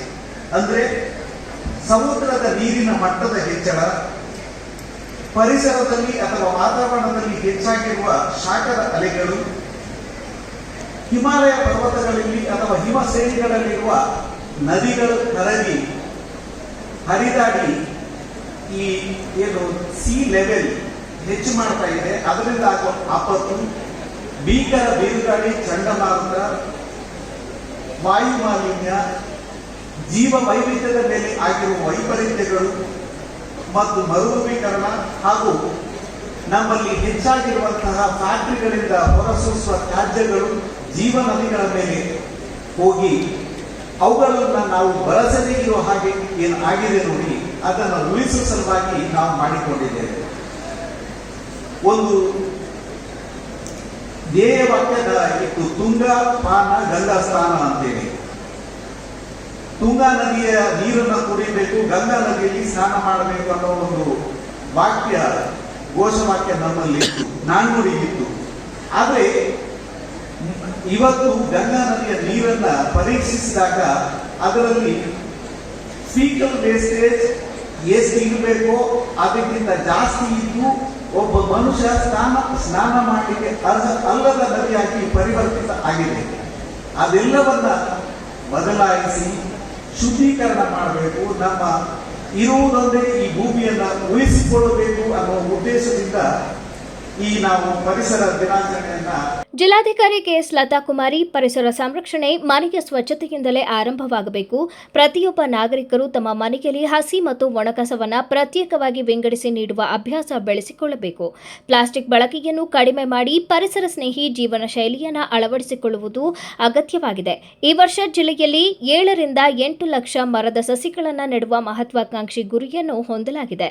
ಜೂನ್ನಿಂದ ಆಗಸ್ಟ್ ತಿಂಗಳವರೆಗೆ ಜಿಲ್ಲೆಯಾದ್ಯಂತ ಸಸಿ ನೆಡುವ ಅಭಿಯಾನ ಹಮ್ಮಿಕೊಳ್ಳಲಾಗಿದ್ದು, ಶಾಲೆಗಳು, ಕಾಲೇಜುಗಳು, ಸರ್ಕಾರಿ ಕಚೇರಿಗಳು, ಕೈಗಾರಿಕೆಗಳು ಮತ್ತು ಸಾರ್ವಜನಿಕರು ಈ ಕಾರ್ಯಕ್ರಮದಲ್ಲಿ ಸಕ್ರಿಯವಾಗಿ ಪಾಲ್ಗೊಳ್ಳಬೇಕು ಎಂದು ಹೇಳಿದರು. ಹಾಸನ ಜಿಲ್ಲೆಯಲ್ಲಿ ಮೊದಲ ಬಾರಿಗೆ ಹಸಿರು ಹಾಸನ ಅಂತ ಹೇಳಿ ಒಂದು ಕಾನ್ಸೆಪ್ಟ್ ವಿಷಯವನ್ನು ಪ್ರಾರಂಭಿಸಿದ್ದೇವೆ. ಈ ವರ್ಷ ನಮ್ಮ ಗುರಿ ಸುಮಾರು 7 ರಿಂದ 8 ಲಕ್ಷ ಮರದ ಸಸಿಗಳನ್ನು ನೆಡಲಿಕ್ಕೆ ಇದೆ. ಸಂತೋಷ ಅಲ್ಲ? ಯಾರಿಗೆ ಇಷ್ಟ ಆಗಲ್ಲ ಹಸಿರು? ನಿಜವಾದ ಕೊಡುಗೆ ನಾವೇನಾದರೂ ನಮ್ಮ ಮಕ್ಕಳಿಗೆ ಕೊಡಬೇಕು ಅಂತಿದ್ರೆ ಅದು ಹಸಿರು ಮಾತ್ರ. ಹಸಿರು ವಾತಾವರಣ, ಹಸಿರು ಪರಿಸರ, ಸ್ವಚ್ಛವಾದ ಆರೋಗ್ಯಕರವಾದ ಪರಿಸರವನ್ನು ನಾವು ಮುಂದಿನ ಪೀಳಿಗೆಗೆ ಏನಾದರೂ ಕೊಟ್ಟರೆ ಅದೇ ನಾವು ನೀಡ್ತಕ್ಕಂತಹ ನಿಜವಾದ ಕೊಡುಗೆ. ನಾವು ಅಂದ್ಕೊಂಡ್ವಿ ಮೊದಲು 5 ಲಕ್ಷ ಗಿಡ ನೆಡೋಣ ಅಂತ ಹೇಳಿ, ಆದರೆ ಎಷ್ಟು ಚೆನ್ನಾಗಿ ಸ್ಪಂದನೆ ಸಿಕ್ತು ನಮಗೆ ಅಂದರೆ ಎಲ್ಲ ಇಲಾಖೆ ವತಿಯಿಂದ ಸೇರಿ ಸುಮಾರು 7 ರಿಂದ 8 ಲಕ್ಷ ಸಸಿಗಳನ್ನು ಜೂನ್ ರಿಂದ ಆಗಸ್ಟ್ ಮಾಸದವರೆಗೆ ನೆಡ್ತಾ ಇದ್ದೇವೆ. ಅದರ ಜೊತೆಯಲ್ಲಿ ಇವತ್ತೆಲ್ಲ ನೀವು ಪಣ ತೊಟ್ಟಿದ್ದೀರಾ. ಅನೇಕ ಕಾರ್ಯಕ್ರಮಗಳು ನಮ್ಮ ಕಡೆ ನಡೆದಿದೆ. ನಮ್ಮ ಪರಿಸರ ಇಲಾಖೆ ವತಿಯಿಂದ ಮಾಲಿನ್ಯವನ್ನು ನಿಯಂತ್ರಿಸುವ ಬಗ್ಗೆ ನಿಮಗೆಲ್ಲ ಅನ್ನಿಸಬಹುದು, ಮಾಲಿನ್ಯ ನಿಯಂತ್ರಣ ಅಥವಾ ಪರಿಸರವನ್ನು ಸ್ವಚ್ಛವಾಗಿಡೋದು ಕೇವಲ ಅಧಿಕಾರಿಗಳ ಕರ್ತವ್ಯ, ಅದಕ್ಕೊಂದು ಸ್ಥಳೀಯ ಸಂಸ್ಥೆಗಳಿರ್ತದೆ, ಅಧಿಕಾರಿಗಳಿರ್ತದೆ, ಅವರಷ್ಟೇ ಕೆಲಸ ಮಾಡಬೇಕು. ಅಲ್ಲ, ಇದು ಪ್ರತಿಯೊಬ್ಬರ ಕರ್ತವ್ಯ. ಕಾರ್ಯಕ್ರಮದಲ್ಲಿ ಕರ್ನಾಟಕ ರಾಜ್ಯ ಮಾಲಿನ್ಯ ನಿಯಂತ್ರಣ ಮಂಡಳಿಯ ಪರಿಸರ ಅಧಿಕಾರಿ ಆರ್ ಭಾಸ್ಕರ್, ಹಿರಿಯ ಸಿವಿಲ್ ನ್ಯಾಯಾಧೀಶೆ ಜಿಕೆ ದಾಕ್ಷಾಯಿಣಿ, ಅಪರ ಜಿಲ್ಲಾಧಿಕಾರಿ ಜಗದೀಶ್ ಗಂಗಣ್ಣನವರ್, ಡಿವೈಎಸ್ಪಿ ಪರಶುರಾಮ್ ಸೇರಿದಂತೆ ವಿವಿಧ ಇಲಾಖೆಗಳ ಅಧಿಕಾರಿಗಳು, ವಿದ್ಯಾರ್ಥಿಗಳು, ಪರಿಸರ ಕಾರ್ಯಕರ್ತರು ಹಾಗೂ ಸಾರ್ವಜನಿಕರು ಭಾಗವಹಿಸಿದ್ದರು. ನಮ್ಮ ಬದುಕಿಗೆ ಅತ್ಯವಶ್ಯಕವಾಗಿ ಬೇಕಾದ ಆಮ್ಲಜನಕ, ಕುಡಿಯುವ ನೀರು ಹಾಗೂ ಆಹಾರವನ್ನು ಪರಿಸರ ಮತ್ತು ಭೂಮಿ ನಮಗೆ ನೀಡುತ್ತದೆ. ಇಂತಹ ಪರಿಸರವನ್ನು ನಾವು ಎಂದಿನಿಂದಲೇ ರಕ್ಷಿಸಿಕೊಳ್ಳದಿದ್ದರೆ ನಮ್ಮೆಲ್ಲರ ವಿನಾಶ ತಪ್ಪಿದ್ದಲ್ಲ ಎಂದು ಸಂಸದ ಶ್ರೇಯಸ್ ಪಟೇಲ್ ತಿಳಿಸಿದರು. ಪುರಸಭೆಯ ವತಿಯಿಂದ ಆಯೋಜಿಸಿದ್ದ ವಿಶ್ವ ಪರಿಸರ ದಿನಾಚರಣೆ ಕಾರ್ಯಕ್ರಮದಲ್ಲಿ ಸಸಿ ನೆಟ್ಟು ಉದ್ಘಾಟಿಸಿ ಮಾತನಾಡಿದ ಅವರು, ಸರ್ಕಾರ ಮತ್ತು ವಿವಿಧ ಸಂಘ ಸಂಸ್ಥೆಗಳು ಪರಿಸರವನ್ನು ರಕ್ಷಿಸುವಂತೆ ಹಾಗೂ ಪ್ಲಾಸ್ಟಿಕ್ ಬಳಸದಂತೆ ನಿರಂತರವಾಗಿ ಜಾಗೃತಿ ಮೂಡಿಸುತ್ತಿದ್ದರೂ ಪ್ಲಾಸ್ಟಿಕ್ ಬಳಕೆ ಸಂಪೂರ್ಣವಾಗಿ ನಿಂತಿಲ್ಲ. ಸರ್ಕಾರದ ಯಾವುದೇ ಯೋಜನೆಗಳಾದರೂ ಸಾರ್ವಜನಿಕರ ಸಹಕಾರವಿಲ್ಲದೆ ಯಶಸ್ವಿಯಾಗಲು ಸಾಧ್ಯವಿಲ್ಲ. ಆದ್ದರಿಂದ ಸಾರ್ವಜನಿಕರು ಸ್ವಯಂ ಪ್ರೇರಿತರಾಗಿ ನೆಲ ಮತ್ತು ಜಲವನ್ನು ರಕ್ಷಿಸಲು ಮುಂದಾಗಬೇಕು.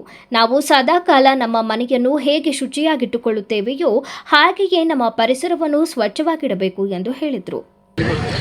ಇವತ್ತು ವಿಶ್ವ ಪರಿಸರ ದಿನಾಚರಣೆ. ನಾವು ಏನು ಫಲಾಪೇಕ್ಷೆ ಇಲ್ಲದೆ ಪ್ರಕೃತಿ ಎಂಬ ತಾಯಿ ಹೃದಯ ಅಂತ ಹೇಳಿದ್ರೆ ಅದು ನಮ್ಮ ಪ್ರಕೃತಿ ಪರಿಸರ. ಏನು ಫಲಾಪೇಕ್ಷೆ ಇಲ್ಲದೆ ನಮಗೆ ನೀರು, ಜಲ, ಮಣ್ಣನ್ನು ಕೊಡ್ತದೆ. ನಾವು ಏನು ಪ್ರಕೃತಿಗೆ, ಪರಿಸರಕ್ಕೆ ನಾವೇನು ಕೊಡುಗೆ ಕೊಡ್ತಿದ್ದೀವಿ ಅನ್ನೋದನ್ನು ನಾವು ಇವತ್ತು ಆತ್ಮಾವಲೋಕನ ಮಾಡಬೇಕಾಗ್ತದೆ. ನಾವೇನು ಕೊಡುಗೆಯನ್ನು ಕೊಡ್ತಿದ್ದೀವಿ ಅಥವಾ ನಾವು ಪ್ರಕೃತಿಗೆ ನಾವು ಮೋಸ ಮಾಡ್ತಿದ್ದೀವಿ ಅನ್ನೋದನ್ನು ನಾವು ಆತ್ಮಾವಲೋಕನ ಮಾಡ್ಕೋಬೇಕಾಗ್ತದೆ. ಇವತ್ತು ನಾವು ಎಷ್ಟು ವೈಯಕ್ತಿಕ ಶುಚಿತ್ವವನ್ನು ಕಾಪಾಡ್ತೀವಿ ಅಷ್ಟೇ ವೈಯಕ್ತಿಕ ಶುಚಿತ್ವ ನಮ್ಮ ಪರಿಸರವನ್ನು ಶುಚಿಯಾಗಿರುವಂಥದ್ದು ನಮ್ಮೆಲ್ಲರ ಜವಾಬ್ದಾರಿಯಾಗಿರ್ತದೆ. ಇವತ್ತು ನಿಮಗೆಲ್ಲ ಗೊತ್ತಿರೋಂಗೆ ನಮಗೆ ದೊಡ್ಡ ಶತ್ರು ಅಂತ ಹೇಳಿದ್ರೆ ಅದು ಪ್ಲಾಸ್ಟಿಕ್ ಮುಕ್ತವನ್ನು ಮಾಡೋದಕ್ಕೆ ಸರ್ಕಾರ, ಕೇಂದ್ರ, ರಾಜ್ಯ ಸರ್ಕಾರ ಎಷ್ಟು ಹೋರಾಟ ಮಾಡಿದ್ರು ಇಲ್ಲಿವರೆಗೂ ಯಶಸ್ಸನ್ನು ಕಂಡಕ್ಕಾಗಿಲ್ಲ. ಅದಕ್ಕೆ ಸಾರ್ವಜನಿಕರು ಸ್ವಯಂ ಪ್ರೇರಿತರಾಗಿ ನಾವು ಪ್ಲಾಸ್ಟಿಕ್ನ ನಿಷೇಧ ಮಾಡೋದಷ್ಟೇ ಪ್ಲಾಸ್ಟಿಕ್ ಮುಕ್ತ ಭಾರತವನ್ನು, ಪ್ಲಾಸ್ಟಿಕ್ ಮುಕ್ತ ಹೊಳೆ ನರಸೀಪುರ ಮಾಡೋಕ್ಕೆ ಸಾಧ್ಯ. ಹಾಗಾಗಿ ನಾವೆಲ್ಲ ಪ್ಲಾಸ್ಟಿಕ್ ಮುಕ್ತ ಮಾಡಲಿಕ್ಕೆ ಕೈ ಜೋಡಿಸೋಣ. ಇವತ್ತು ನಾವು ವರ್ಷದ 365 ದಿನವೂ ಪರಿಸರದ ಕಾಳಜಿಗೆ ನಾವು ವಹಿಸುವಂಥ ಕೆಲಸವನ್ನು ಮಾಡಬೇಕಾಗ್ತದೆ. ಯಾಕಂತ ಹೇಳಿದ್ರೆ ಇವತ್ತು ನಾವು ಬದುಕಬೇಕು, ನಮ್ಮ ಮುಂದಿನ ಪೀಳಿಗೆಗೆ ಸಹ ಬದುಕೋಕ್ಕೆ ನಾವು ಅನುವು ಮಾಡಿಕೊಡ್ಬೇಕಾಗ್ತದೆ. ಹಾಗಾಗಿ ಪರಿಸರವನ್ನು ನಾವು ಸಂರಕ್ಷಿಸಿದಷ್ಟೇ ಮುಂದಿನ ಪೀಳಿಗೆಗೆ ಅವ್ರಿಗೆ ಒಂದು ಜೀವನಕ್ಕೆ ಶಕ್ತಿ. ಇವತ್ತು ಪರಿಸರ, ಪ್ರಕೃತಿ ಏನಾದ್ರು ಮುನ್ನಿದ್ರೆ ಇವತ್ತು ಮನುಕುಲ ಅನ್ನೋದೇ ಪ್ರಪಂಚದಲ್ಲಿ ಇರಲ್ಲ, ಪ್ರಪಂಚವೇ ಕಣ್ಮರೆ ಆಗ್ತದೆ. ಹಾಗಾಗಿ ನಾವು ಪರಿಸರವನ್ನು ಸಂರಕ್ಷಣೆದು ನಮ್ಮೆಲ್ಲರ ಜವಾಬ್ದಾರಿ, ನಮ್ಮೆಲ್ಲರ ಹೊಣೆ ಆಗ್ತದೆ ಒಬ್ಬ ಪ್ರಜೆ ಆಗಿ. ಈ ಕಾರ್ಯಕ್ರಮದಲ್ಲಿ ತಹಸೀಲ್ದಾರ್ ವೈಎಂ ರೇಣುಕುಮಾರ್, ತಾಲೂಕು ಪಂಚಾಯಿತಿ ಇಒ ಮುನಿರಾಜು, ಪುರಸಭೆ ಮುಖ್ಯಾಧಿಕಾರಿ ಶಿವಶಂಕರ್, ಪರಿಸರ ಇಂಜಿನಿಯರ್ ರುಚಿದರ್ಶಿನಿ, ನಾಗಮ್ಮ, ಜಯಲಕ್ಷ್ಮಿ, ರಮೇಶ್, ಕಿರಣ್, ಮಂಜು, ಅಶೋಕ್, ಎಚ್ಟಿ ಲಕ್ಷ್ಮಣ್, ಕೆಆರ್ ಸುದರ್ಶನ್ ಬಾಬು ಸೇರಿದಂತೆ ಹಲವರು ಉಪಸ್ಥಿತರಿದ್ದರು. ವಿಶ್ವ ಪರಿಸರ ದಿನದ ಅಂಗವಾಗಿ ಸ್ವಸ್ಥ ಸಮಾಜ ನಿರ್ಮಾಣ ಸಮಿತಿ ವತಿಯಿಂದ ಶಾಲೆ ಆವರಣದಲ್ಲಿ ಹಣ್ಣಿನ ಗಿಡ ನೆಡುವ ಮೂಲಕ ಮಕ್ಕಳಿಗೆ ಪರಿಸರ ಉಳಿವಿನ ಬಗ್ಗೆ ಅರಿವು ಮೂಡಿಸಿದರು. ತಾಲೂಕಿನ ರಾಮೇನಹಳ್ಳಿ ಗ್ರಾಮದ ಕಿರಿಯ ಪ್ರಾಥಮಿಕ ಪಾಠಶಾಲೆ ಆವರಣದಲ್ಲಿ ಹಣ್ಣಿನ ಗಿಡ ನೆಟ್ಟು ಮಾತನಾಡಿದ ಸ್ವಸ್ಥ ಸಮಾಜ ನಿರ್ಮಾಣ ಸಮಿತಿ ಅಧ್ಯಕ್ಷ ಪ್ರದೀಪ್ ರಾಮಸ್ವಾಮಿ, ಸಮಿತಿಯಿಂದ ತಾಲೂಕಿನಾದ್ಯಂತ ಸರ್ಕಾರಿ ಶಾಲೆ, ಕಾಲೇಜು, ಆಸ್ಪತ್ರೆ ಆವರಣದಲ್ಲಿ ಸುಸಜ್ಜಿತವಾದ ಕಾಂಪೌಂಡ್ ವ್ಯವಸ್ಥೆ ಇರುವ ಸ್ಥಳಗಳಲ್ಲಿ ಕಳೆದ 5-6 ವರ್ಷಗಳಿಂದ ಹಣ್ಣಿನ ಗಿಡಗಳನ್ನು ನೆಡುವ ಮೂಲಕ ಪರಿಸರ ಸಂರಕ್ಷಣೆ ಬಗ್ಗೆ ಅರಿವು ಮೂಡಿಸುವ ನಿಟ್ಟಿನಲ್ಲಿ ಸಮಿತಿ ಸದಸ್ಯರು ಕಾರ್ಯಕ್ರಮ ರೂಪಿಸಿಕೊಂಡು ಬರುತ್ತಿದ್ದು, ಪ್ರಸ್ತುತ ವರ್ಷದಲ್ಲಿ ರಾಮೇನಹಳ್ಳಿ ಗ್ರಾಮದ ಸರ್ಕಾರಿ ಕಿರಿಯ ಪ್ರಾಥಮಿಕ ಶಾಲೆ ಆವರಣದಲ್ಲಿ ಗಿಡ ನೆಡಲಾಗಿದೆ. ಇದರ ಉದ್ದೇಶ ಶಾಲೆ ವಾತಾವರಣ ಹಸಿರಿನಿಂದ ಕೂಡಿದ್ದರೆ ವಿದ್ಯಾರ್ಥಿಗಳ ಕಲಿಕೆಗೆ ಉತ್ತಮವಾಗಿರುತ್ತದೆ ಎಂದು ಹೇಳಿದರು. ಅದರ ಅಂಗವಾಗಿ ಇವತ್ತು ವಿಶ್ವ ಪರಿಸರ ದಿನಾಚರಣೆ. ಹಾಗಾಗಿ ಇವತ್ತು ಈ ರಾಮೇನಹಳ್ಳಿಲಿ ಮತ್ತು ಏನೀಗ ಶಾಲೆ ಇದೆ, ಕಿರಿಯ ಪ್ರಾಥಮಿಕ ಶಾಲೆ ಮತ್ತು ಈಗ ಅಂಗನವಾಡಿ ಇದೆ ಮತ್ತು ಅಲ್ಲಿ ದೇವಸ್ಥಾನ ಇದೆ. ಈ ಆವರಣದಲ್ಲಿ ಇವತ್ತು ಹಣ್ಣು ಹಂಪಲು ಗಿಡನ ನೆಡುವಂಥ ಕಾರ್ಯಕ್ರಮನ ಹಮ್ಮಿಕೊಂಡ್ಬಂದಿದ್ದೀವಿ. ಮುಖ್ಯವಾಗಿ ನಾವು ಈ ಎಲ್ಲ ಕಡೆ ನೆಡುವಂಥದ್ದು ಏನಂದರೆ ಹಣ್ಣಿನ ಗಿಡಗಳು. ಯಾಕೆಂದರೆ ಈಗ ತೇಗದ ಮರ ಹಾಕಿದ್ದಾರೆ, ಅದು ಯಾರಿಗೆ ಕಮರ್ಷಿಯಲ್ ಕ್ರಾಪ್ ಇರ್ಬೋದು, ಆದರೆ ಹಣ್ಣಿನ ಗಿಡ ಹಾಕಿದರೆ ಇಲ್ಲಿರೋ ಶಾಲೆ ಮಕ್ಕಳು ತಿಂತಾರೆ. ಅದೇ ರೀತಿ ಪ್ರಾಣಿ ಪಕ್ಷಿಗಳಿಗೂ ಮನುಷ್ಯನಷ್ಟೇ ಎಲ್ಲ ಥರದ ಹಕ್ಕಿದೆ. ಹಾಗಾಗಿ ಪ್ರಾಣಿ ಪಕ್ಷಿಗಳಿಗೂ ಅನುಕೂಲ ಆಗುತ್ತೆ, ನೆರಳು ಆಗುತ್ತೆ. ಹಣ್ಣನ್ನು ಏನು ಸ್ಕೂಲ್ ಮಕ್ಕಳು ಕೂಡ 100 ವರ್ಷ ತಿನ್ಬೋದು. ಹಾಗಾಗಿ ನೆಡ್ತಾ ಇದ್ದೀವಿ. ಇದನ್ನೆಲ್ಲರೂ ದಯಮಾಡಿ ಊರವರೆಲ್ಲ ಗಿಡಗಳನ್ನ ಸ್ವಲ್ಪ ನೀರು ಹಾಕೊಂಡು ಬೇಸಿಗೆ ಕಾಲದಲ್ಲಿ ಕಾಪಾಡಿಕೊಂಡ್ರೆ ಇದು ಒಂದು ಹೆಸರಾಗುತ್ತೆ ನಿಮಗೂ. ವಿಶ್ವ ಪರಿಸರ ದಿನಾಚರಣೆಯ ಅಂಗವಾಗಿ ಕರ್ನಾಟಕ ಅರಣ್ಯ ಇಲಾಖೆ, ಹಾಸನ ವಿಭಾಗದ ಹಾಸನ ಉಪವಿಭಾಗ, ಬೇಲೂರು ಪ್ರಾದೇಶಿಕ ಅರಣ್ಯ ವಲಯ, ತಾಲೂಕು ಕಾನೂನು ಸೇವಾ ಸಮಿತಿ, ತಾಲೂಕು ವಕೀಲರ ಸಂಘ ಹಾಗೂ ತಾಲೂಕು ಆಡಳಿತದ ಸಹಯೋಗದಲ್ಲಿ ಮೌಂಟ್ ಕಾರ್ಮೆಲ್ ಶಾಲೆಯಲ್ಲಿ ಸಸಿ ನೆಡುವ ಕಾರ್ಯಕ್ರಮವನ್ನು ಹಮ್ಮಿಕೊಳ್ಳಲಾಗಿತ್ತು. ಕಾರ್ಯಕ್ರಮದಲ್ಲಿ ಮಾತನಾಡಿದ ಹಿರಿಯ ನ್ಯಾಯಾಧೀಶೆ ಶ್ರೀಮತಿ ಶಶಿಕಲಾ, ಇಂದಿನ ಮಕ್ಕಳೇ ನಾಳಿನ ಭವಿಷ್ಯವಾಗಿದ್ದು ಪ್ರತಿಯೊಬ್ಬ ವಿದ್ಯಾರ್ಥಿಯೂ ಒಂದು ಗಿಡವನ್ನು ದತ್ತು ಪಡೆದು ಅದನ್ನು ಪ್ರೀತಿಯಿಂದ ಪೋಷಿಸಿ ಬೆಳೆಸಬೇಕು. ಪರಿಸರ ಮನುಷ್ಯನ ಅಗತ್ಯಗಳನ್ನು ಪೂರೈಸಬಲ್ಲದು, ಆದರೆ ದುರಾಸೆಯನ್ನು ಪೂರೈಸಲು ಸಾಧ್ಯವಿಲ್ಲ ಎಂಬ ಸತ್ಯವನ್ನು ಎಲ್ಲರೂ ಅರಿಯಬೇಕಾಗಿದೆ ಎಂದರು. ಮುಂದಿನ ಪೀಳಿಗೆಗೆ ಹಸಿರು, ಸ್ವಚ್ಛ ಮತ್ತು ಆರೋಗ್ಯಕರ ಪರಿಸರವನ್ನು ಕೊಡುಗೆಯಾಗಿ ನೀಡುವುದು ಪ್ರತಿಯೊಬ್ಬರ ಕರ್ತವ್ಯವಾಗಿದೆ ಎಂದು ಹೇಳಿದರು. ಪ್ರತಿ ವರ್ಷದಂತೆ ಈ ಸಲನೂ ವಿಶ್ವ ಪರಿಸರ ದಿನಾಚರಣೆಯನ್ನು ಆಚರಿಸ್ತಾ ಇದ್ದೀವಿ. ಎಸ್ಪೆಷಲಿ ಸ್ಕೂಲ್ನ ಯಾಕೆ ಆಯ್ಕೆ ಮಾಡ್ಕೊಂಡ್ವಿ ಅಂತಂದರೆ, ಇವತ್ತಿಲ್ಲೆಲ್ಲ ಮಕ್ಕಳಿದ್ದಾರೆ. ಪ್ರತಿಯೊಬ್ಬರು ಮಕ್ಕಳಿಗೆ ಒಂದೊಂದು ಗಿಡನ ದತ್ತು ಥರ ತಗೊಂಡು ಅವರು ಬೆಳೆಸಲಿ ಅಂತ ಅನ್ನೋ ಉದ್ದೇಶ. ಮತ್ತು ಈ ವರ್ಷದ ಥೀಮ್ ಏನು ಅಂತಂದರೆ, ಪ್ರಕೃತಿಯಿಂದ ಸ್ಫೂರ್ತಿ, ಭವಿಷ್ಯಕ್ಕಾಗಿ ಮತ್ತು ಹವಾಮಾನಕ್ಕಾಗಿ.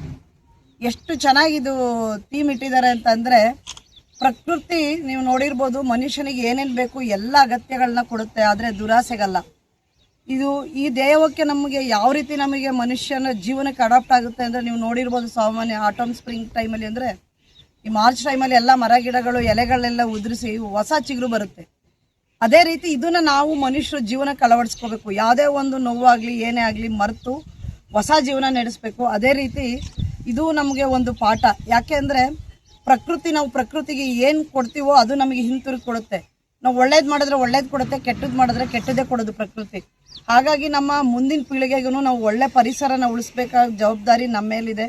ತಹಸೀಲ್ದಾರ್ ಶ್ರೀಧರ್ ಕಂಕನವಾಡಿ ಮಾತನಾಡಿ, ಜಿಲ್ಲಾಧಿಕಾರಿಗಳ ಮಾರ್ಗದರ್ಶನದಲ್ಲಿ ಜಿಲ್ಲೆಯಾದ್ಯಂತ ಹಸಿರು ಹಾಸನ ಅಭಿಯಾನವನ್ನು ನಡೆಸಲಾಗುತ್ತಿದ್ದು, ಮರಗಳನ್ನು ನೆಡುವುದರ ಜೊತೆಗೆ ಅವುಗಳ ಸಂರಕ್ಷಣೆಗೆ ಹೆಚ್ಚಿನ ಒತ್ತು ನೀಡಲಾಗಿದೆ.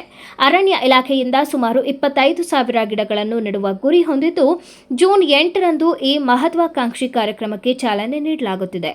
ಪ್ರತಿಯೊಂದು ಗ್ರಾಮ ಪಂಚಾಯಿತಿಗೂ ಗಿಡ ನೆಡುವ ಗುರಿ ನಿಗದಿಪಡಿಸಲಾಗಿದ್ದು, ಶಾಲಾ ಕಾಲೇಜುಗಳಲ್ಲಿಯೂ ಹಸಿರು ಅಭಿಯಾನಕ್ಕೆ ಉತ್ತೇಜನ ನೀಡಲಾಗಿದೆ. ಮರಗಳನ್ನು ನೆಡುವುದಷ್ಟೇ ಅಲ್ಲ, ಅವುಗಳನ್ನು ಬೆಳೆಸುವ ಜವಾಬ್ದಾರಿಯೂ ಅಷ್ಟೇ ಮುಖ್ಯ ಎಂದು ಹೇಳಿದರು. ಎಷ್ಟು ಮಹತ್ವದಂತ ತಮಗೆ ಈ ಬಾರಿ ಕಳೆದ ಬಾರಿ ತಿಳಿದಿದೆ. ಇವತ್ತು ಪರಿಸರ ದಿನಾಚರಣೆ ಬರೀ ಮರ ನೆಡುವುದಕ್ಕೆ ಮಾತ್ರ ಸೀಮಿತವಾಗಬಾರ್ದು, ಆ ಮರವನ್ನು ಬೆಳೆಸಿ ದೊಡ್ಡದಾಗೋ ಥರ ಮಾಡಬೇಕು. ಇದೇ ರೀತಿ ಮಾನ್ಯ ಜಿಲ್ಲಾಧಿಕಾರಿಗಳು ಹಸಿರು ಹಾಸನ ಅಂತ ಒಂದು ಪ್ರೋಗ್ರಾಮನ್ನು ಹಮ್ಮಿಕೊಂಡು ಈ ತಿಂಗಳ ಪೂರ್ತಿ ಮರ ನೆಡುವುದು, ಅದನ್ನು ಬೆಳೆಸೋದಕ್ಕೆ ನಮಗೆ ಡೈರೆಕ್ಷನ್ಸ್ ಕೊಟ್ಟಿರ್ತಾರೆ. ಅದರ ಭಾಗವಾಗಿ ಇವತ್ತು ನಾವು ಮೌಂಟ್ ಕಾರ್ಮೆಲ್ ಸ್ಕೂಲಲ್ಲಿ ಈ ಮಕ್ಕಳಿಗೆ ಈ ಪರಿಸರ ದಿನಾಚರಣೆ ಮಹತ್ವವನ್ನು ತಿಳಿಸುತ್ತಾ ಮರ ನೆಡುವ ಕಾರ್ಯಕ್ರಮ ಹಮ್ಮಿಕೊಂಡಿದ್ದೀವಿ. ಅದೇ ರೀತಿ ಅರಣ್ಯ ಇಲಾಖೆ ಒಂದು 25,000 ಮರಗಳನ್ನು ನೆಡತೋಪು ಮಾಡೋಕ್ಕೆ ಬಯಸಿದೆ. 8ನೇ ತಾರೀಕು ಅದನ್ನು ಮಾಡ್ತೀವಿ.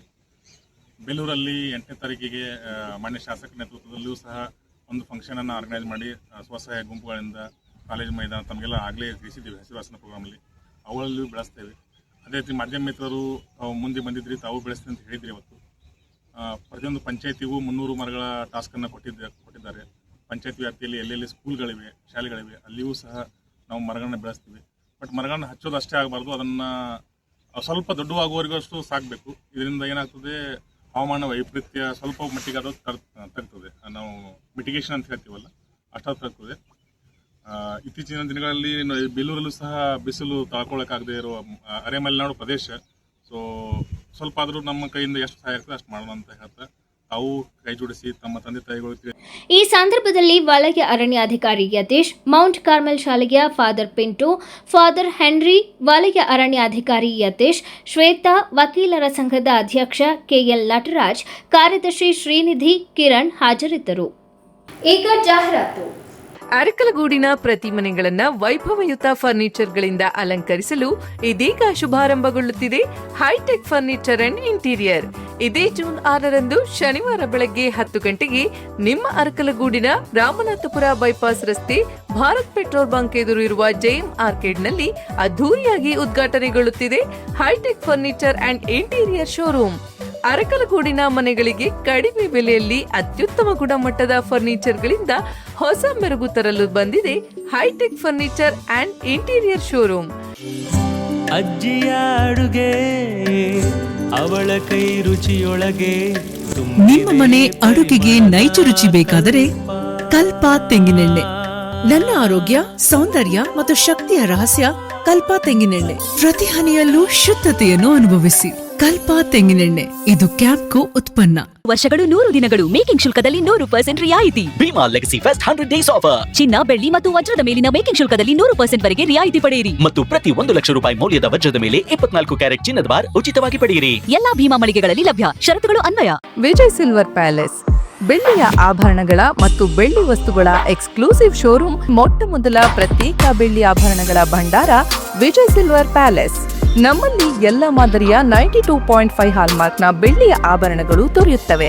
ಗೋಲ್ಡ್ ಪ್ಲೇಟೆಡ್ ಆಂಟಿಕ್ ನೆಕ್ಲೆಸ್ಗಳು, ಜುಮ್ಕಿಗಳು, ಸೊಂಟದ ಡಾಬುಗಳು, ಟೆಂಪಲ್ ಡಿಸೈನ್ ಬಳೆಗಳು, ತೋಡುಬಂದಿಗಳು, ಎಮರಾಲ್ಡ್ ವಸ್ತುಗಳು, ಪ್ರತಿನಿತ್ಯ ಹೊಸ ಡಿಸೈನ್ಗಳು ಇಲ್ಲಿ ಲಭ್ಯವಿದೆ. ದೇವರ ವಿಗ್ರಹಗಳು, ಬೆಳ್ಳಿಯ ದೀಪಗಳು, ಬೆಳ್ಳಿ ತಟ್ಟೆ, ಬೆಳ್ಳಿ ಚೊಂಬು, ಪೂಜಾ ಸಾಮಗ್ರಿಗಳು, ಬೆಳ್ಳಿಯ ದೇವರ ಮಂಟಪಗಳು ದೊರೆಯುತ್ತವೆ. Vijay silver palace, Subhash square, Devigere circle, Hassan. Contact 9060133333. The future belongs to those who prepare for it today. Jaya Techno School. Admissions now open. Welcome to a campus where smart classrooms, robotics labs, and AI-assisted learning make every day an adventure. Where coding, STEM, and 3D innovation workshops turn curious kids into confident creators. Our digital library, language labs, and experienced faculty ensure every child reaches their fullest potential. While our sports complex, arts wing, music rooms, and student wellness center make sure they thrive, not just survive. Your child's safety, always our priority. With 24/7 CCTV, GPS tracked transport, and a fully secured campus. Jaya Techno School. Smart learning, safe campus, bright futures. Admissions are open. Seats are filling fast. Call today. Visit our campus. Secure your child's tomorrow. For more details, contact Jaya Techno School. KSRTC Layout, 60 feet road behind Central School, Alsikere Road, BT Koppal, Hassan. Mobile 9964984575, 94494000455. Website www.jayatechnoschool.in. Shri Mahalakshmi sweets Chikkamagaluru ಶಾಖೆಗೆ 7ನೇ ವರ್ಷದ ಸಂಭ್ರಮಾಚರಣೆ. ಚಿಕ್ಕಮಗಳೂರಿನಲ್ಲಿ ಮೊದಲ ಬಾರಿಗೆ live kitchen, live sweets making, live experience ಹೊಂದಿರುವ ಸಿಹಿಯ ವಿಳಾಸ. ಈ ವಿಶೇಷ ದಿನಕ್ಕೆ ಒಂದು ಸಿಹಿಯಾದ ಕೊಡುಗೆ. 1,000 ರೂಪಾಯಿ ಮೇಲ್ಪಟ್ಟ ಖರೀದಿಗೆ 250 ಗ್ರಾಂ ಮೈಸೂರು ಪಾಕ್ ಉಚಿತ. ಈ ಆಫರ್ ಕೇವಲ ಜೂನ್ 5ರಂದು ಮಾತ್ರ. ಷರತ್ತುಗಳು ಅನ್ವಯ. ಜೂನ್ 7ರಂದು ಮಾವಿನ ಮೇಳ. ನಮ್ಮ ಲೈವ್ ಕಿಚನ್ ನಲ್ಲಿ ತಯಾರಾದ ಋತುವಿನ ಅತ್ಯುತ್ತಮ ಮಾವಿನ ಸಿಹಿಗಳು. ಷರತ್ತುಗಳು ಅನ್ವಯ. ಮೈಸೂರಿನ ಖ್ಯಾತಿ, ಚಿಕ್ಕಮಗಳೂರಿನ ಪ್ರೀತಿ. ವಿಳಾಸ MG ರಸ್ತೆ, opposite to old town police station, Chikkamagaluru. ನಿಮ್ಮ ಅಮೂಲ್ಯ ಪ್ರೀತಿ ನಮ್ಮ ಯಶಸ್ಸಿನ ನಿಜವಾದ ಶಕ್ತಿ. ಸರ್ವರಿಗೂ ಆತ್ಮೀಯ ಸ್ವಾಗತ. ಶ್ರೀ ಮಹಾಲಕ್ಷ್ಮಿ ಸ್ವೀಟ್ಸ್ ನೊಂದಿಗೆ ಗೋಮತಿ ಕಲ್ಯಾಣ ಮಂಟಪ 14 ವಸಂತಗಳನ್ನು ಪೂರೈಸಿ 15ನೇ ವರ್ಷಕ್ಕೆ ಪಾದಾರ್ಪಣೆ ಮಾಡುತ್ತಿರುವ ನಮ್ಮ ಗೋಮತಿ ಕಲ್ಯಾಣ ಮಂಟಪವನ್ನ ಹೊಚ್ಚ ಹೊಸ ರೂಪದಲ್ಲಿ ನಿಮ್ಮ ಮುಂದೆ ಪ್ರಸ್ತುತಪಡಿಸುತ್ತಿದ್ದೇವೆ. ಅತ್ಯಾಧುನಿಕವಾಗಿ ನವೀಕರಣಗೊಂಡ ಕಲ್ಯಾಣ ಮಂಟಪದಲ್ಲಿ 1200 ಜನರು ಕೂರಬಹುದಾದಂತಹ ಬ್ಯಾಂಕ್ವೆಟ್ ಹಾಲ್ ಹಾಗೂ 700 ಜನರು ಊಟ ಮಾಡಬಹುದಾದ ಡೈನಿಂಗ್ ಹಾಲ್ ಇದ್ದು, ಮದುವೆ, ಬೀಗರ ಔತಣ, ನಾಮಕರಣ ಮತ್ತು ಎಲ್ಲ ಶುಭ ಸಮಾರಂಭಗಳಿಗೆ ಸಸ್ಯಾಹಾರಿ ಮತ್ತು ಮಾಂಸಾಹಾರಿ ಔತಣಗಳಿಗೆ ಹಾಲ್ ಅನ್ನ ನೀಡಲಾಗುತ್ತದೆ. 4 ಎಕರೆಗೂ ಅಧಿಕ ಜಾಗದಲ್ಲಿ ವಾಹನಗಳಿಗೆ ಉತ್ತಮವಾದ ಪಾರ್ಕಿಂಗ್ ವ್ಯವಸ್ಥೆ ಸಹ ಲಭ್ಯವಿದೆ. ನಿಮ್ಮ ಕುಟುಂಬದ ಸುಂದರ ಕಾರ್ಯಕ್ರಮಗಳನ್ನ ಅತ್ಯುತ್ತಮ ಕ್ಷಣಗಳನ್ನಾಗಿ ಮಾರ್ಪಾಡಾಗಿಸಲು ಒಂದು ಒಳ್ಳೆಯ ಜಾಗ, ಅದುವೇ ನಮ್ಮ ಗೋಮತಿ ಕಲ್ಯಾಣ ಮಂಟಪ. ಗೋಮತಿ ಕಲ್ಯಾಣ ಮಂಟಪ, ಕೋಟ್ ಹೊಸ ಬಸ್ ನಿಲ್ದಾಣದ ಹತ್ತಿರ, ಚನ್ನಪಟ್ಟಣ ಬಡಾವಣೆ, ಹೊಳೆನರಸೀಪುರ ರಸ್ತೆ, ಹಾಸನ. ಬುಕಿಂಗ್ ಹಾಗೂ ಹೆಚ್ಚಿನ ಮಾಹಿತಿಗಾಗಿ ಸಂಪರ್ಕಿಸಿ 9484827261 ಮತ್ತು 8970568666.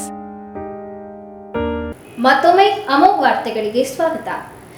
ವಿಶ್ವ ಪರಿಸರ ದಿನಾಚರಣೆಯ ಅಂಗವಾಗಿ ಮಿಲೆನಿಯಂ ವರ್ಲ್ಡ್ ಸ್ಕೂಲ್ ವತಿಯಿಂದ ವಿವಿಧ ಪರಿಸರ ಸ್ನೇಹಿ ಕಾರ್ಯಕ್ರಮಗಳನ್ನು ಹಮ್ಮಿಕೊಳ್ಳಲಾಯಿತು. ವಿದ್ಯಾರ್ಥಿಗಳು ಪರಿಸರ ಸಂರಕ್ಷಣೆಗೆ ಮಹತ್ವ ಸಾರುವ ಸ್ಕಿಟ್ ಪ್ರದರ್ಶನ ನೀಡಿ ಮರಗಳ ಸಂರಕ್ಷಣೆ ಹಾಗೂ ಹೆಚ್ಚಿನ ಸಸಿಗಳನ್ನು ನೆಡುವ ಅಗತ್ಯತೆಯ ಕುರಿತು ಜಾಗೃತಿ ಮೂಡಿಸಿದರು. ಇದೇ ವೇಳೆ ಹೇಮಾವತಿ ನಗರ ಪಾರ್ಕ್, ಫ್ರೀಡಂ ಪಾರ್ಕ್ ಹಾಗೂ ಚಿಕ್ಕಕೊಂಡಗೋಳ ಗಳಲ್ಲಿ ಸ್ವಚ್ಛತಾ ಅಭಿಯಾನ ನಡೆಸಲಾಯಿತು. ಕಾರ್ಯಕ್ರಮದ ಅಂಗವಾಗಿ ಸುಮಾರು 250 ಸಸಿಗಳನ್ನು ನೆಡಲಾಯಿತು. ಶಾಲೆಯ ಪ್ರಾಂಶುಪಾಲರಾದ doctor Nagabhushan, academic head Shrimati Durga Kumar ಹಾಗೂ ಆಡಳಿತ ಮಂಡಳಿಯ ಶ್ರೀ ಕೀರ್ತಿ ಪ್ರಸಾದ್ ಅವರ ಮಾರ್ಗದರ್ಶನದಲ್ಲಿ ಕಾರ್ಯಕ್ರಮ ಯಶಸ್ವಿಯಾಗಿ ನೆರವೇರಿತು. ಈ ಸಂದರ್ಭದಲ್ಲಿ ವಿದ್ಯಾರ್ಥಿಗಳು ಇಂದಿನ ದಿನಕ್ಕೆ ಮಾತ್ರವಲ್ಲದೆ ಜೀವನ ಪೂರ್ತಿ ಪರಿಸರ ಸಂರಕ್ಷಣೆ ನಮ್ಮ ಜವಾಬ್ದಾರಿ, ಹೊಸ ಸಸಿಗಳನ್ನು ನೆಡುವುದಷ್ಟೇ ಅಲ್ಲದೆ ನಮ್ಮ ಪೂರ್ವಜರು ನೆಟ್ಟಿರುವ ಮರಗಳನ್ನು ಕೂಡ ರಕ್ಷಿಸಿ ಬೆಳೆಸುವುದು ಪ್ರತಿಯೊಬ್ಬರ ಕರ್ತವ್ಯ ಎಂಬ ಸಂದೇಶವನ್ನ ಸಾರ್ವಜನಿಕರಿಗೆ ಸಾರಿದರು. ಮಾಲಿನ್ಯದಿಂದ ದೂರವಲ್ಲ, ಪರಿಹಾರದ ಭಾಗವಾಗೋಣ ಎಂಬ ಸಂದೇಶದೊಂದಿಗೆ ಪರಿಸರ ಸಂರಕ್ಷಣೆ ಪ್ರತಿಯೊಬ್ಬರ ಜವಾಬ್ದಾರಿಯಾಗಿದೆ ಎಂಬ ಅರಿವು ವಿದ್ಯಾರ್ಥಿಗಳು ಹಾಗೂ ಶಿಕ್ಷಕರು ಸಾರ್ವಜನಿಕರಲ್ಲಿ ಮೂಡಿಸಿದರು. ಡಿಕೆ ಶಿವಕುಮಾರ್ ಅವರು ಮುಖ್ಯಮಂತ್ರಿಯಾಗಿ ಅಧಿಕಾರ ಸ್ವೀಕರಿಸಿರುವ ಹಿನ್ನೆಲೆಯಲ್ಲಿ ಹಾಸನ ಜಿಲ್ಲೆಯ ಕಾಂಗ್ರೆಸ್ ಸಂಘಟನೆಗೆ ಹೊಸ ಚೈತನ್ಯ ತುಂಬುವ ಉದ್ದೇಶದಿಂದ ಜಿಲ್ಲೆಯ ಏಕೈಕ ಕಾಂಗ್ರೆಸ್ ಶಾಸಕ ಕೆಎಂ ಶಿವಲಿಂಗೇಗೌಡರಿಗೆ ಸಚಿವ ಸ್ಥಾನ ನೀಡಬೇಕು ಎಂದು ಕಾಂಗ್ರೆಸ್ ಕಾರ್ಮಿಕ ಘಟಕದ ಜಿಲ್ಲಾಧ್ಯಕ್ಷ ಹೇಮಂತ್ ಗೌಡ ಒತ್ತಾಯಿಸಿದರು. 7 ವಿಧಾನಸಭಾ ಕ್ಷೇತ್ರ ಇದೆ. 7 ವಿಧಾನಸಭಾ ಕ್ಷೇತ್ರದಲ್ಲಿ ಒಂದು ಅರಸೀಕೆರೆ ಬಿಟ್ಟರೆ ಇನ್ನೆಲ್ಲದರಲ್ಲೂ ನಾವು ಸೋತಿದ್ದೀವಿ. ಕೆಲವು ಜಾಗದಲ್ಲೆಲ್ಲ ಅಲ್ಪ ಮತದಲ್ಲಿ ನಾವು ಸೋತಿದ್ದೀವಿ. ಮುಂದಿನ ದಿನದಲ್ಲಿ ನಾವು ಹಾಸನನ ಬಲಪಡಿಸ್ಬೇಕು, ಹಾಸನದಲ್ಲಿ ನಾವು 7ಕ್ಕೆ 7 ಗೆಲ್ಲಬೇಕು ಅನ್ನಂಗಿದ್ರೆ ನಮ್ಮ ಹಾಸನಕ್ಕೆ ಶಿವಲಿಂಗೇಗೌಡರು ನಮ್ಮ ಜಿಲ್ಲೆಗೆ ಒಬ್ಬ ಹಿರಿಯ ರಾಜಕಾರಣಿ ಇದ್ದಾರೆ ಮತ್ತು ಶಾಸಕರಿದ್ದಾರೆ. ನಾವು ಮೊದಲನೇದಾಗಿ ನಾವು ಕಾರ್ಮಿಕ ಘಟಕದಿಂದ ಅವರಿಗೆ ಒಂದು ಸಚಿವ ಸ್ಥಾನನ ನಮ್ಮ ಜಿಲ್ಲೆಗೆ ಕೊಡಬೇಕು, ಉಸ್ತುವಾರಿಗಳನ್ನಾಗಿ ಮಾಡಬೇಕು ಅಂತ ಹೇಳ್ಬಿಟ್ಟು ಮಾಧ್ಯಮದ ಮೂಲಕ ನಾವು ಕೋರ್ತಾ ಇದ್ದೀವಿ. ಪತ್ರಿಕಾಗೋಷ್ಠಿಯಲ್ಲಿ ಕಾಂಗ್ರೆಸ್ ಕಾರ್ಮಿಕ ಘಟಕದ ಉಪಾಧ್ಯಕ್ಷ ಮಧುಗೌಡ, ಪ್ರಧಾನ ಕಾರ್ಯದರ್ಶಿ ಪ್ರದೀಪ್, ಶಂಕರ್, ಲೋಕೇಶ್, ಕಮಲಮ್ಮ ಇತರರು ಉಪಸ್ಥಿತರಿದ್ದರು. ವಿಶ್ವ ಪರಿಸರ ದಿನಾಚರಣೆಯ ಅಂಗವಾಗಿ ಪುರಸಭೆ ವತಿಯಿಂದ ಪಟ್ಟಣದ ಜೆಪಿ ನಗರದ ಪಾರ್ಕ್ನಲ್ಲಿ ಗಿಡ ನೆಡುವ ಕಾರ್ಯಕ್ರಮವನ್ನು ಹಮ್ಮಿಕೊಳ್ಳಲಾಯಿತು.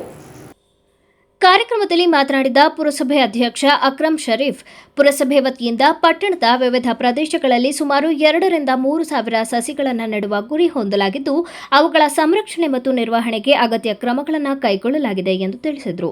ಪರಿಸರ ಸಂರಕ್ಷಣೆಯಲ್ಲಿ ಪ್ರತಿಯೊಬ್ಬರೂ ಕೈಜೋಡಿಸಬೇಕು ಎಂದು ಹೇಳಿದರು. ಪರಿಸರ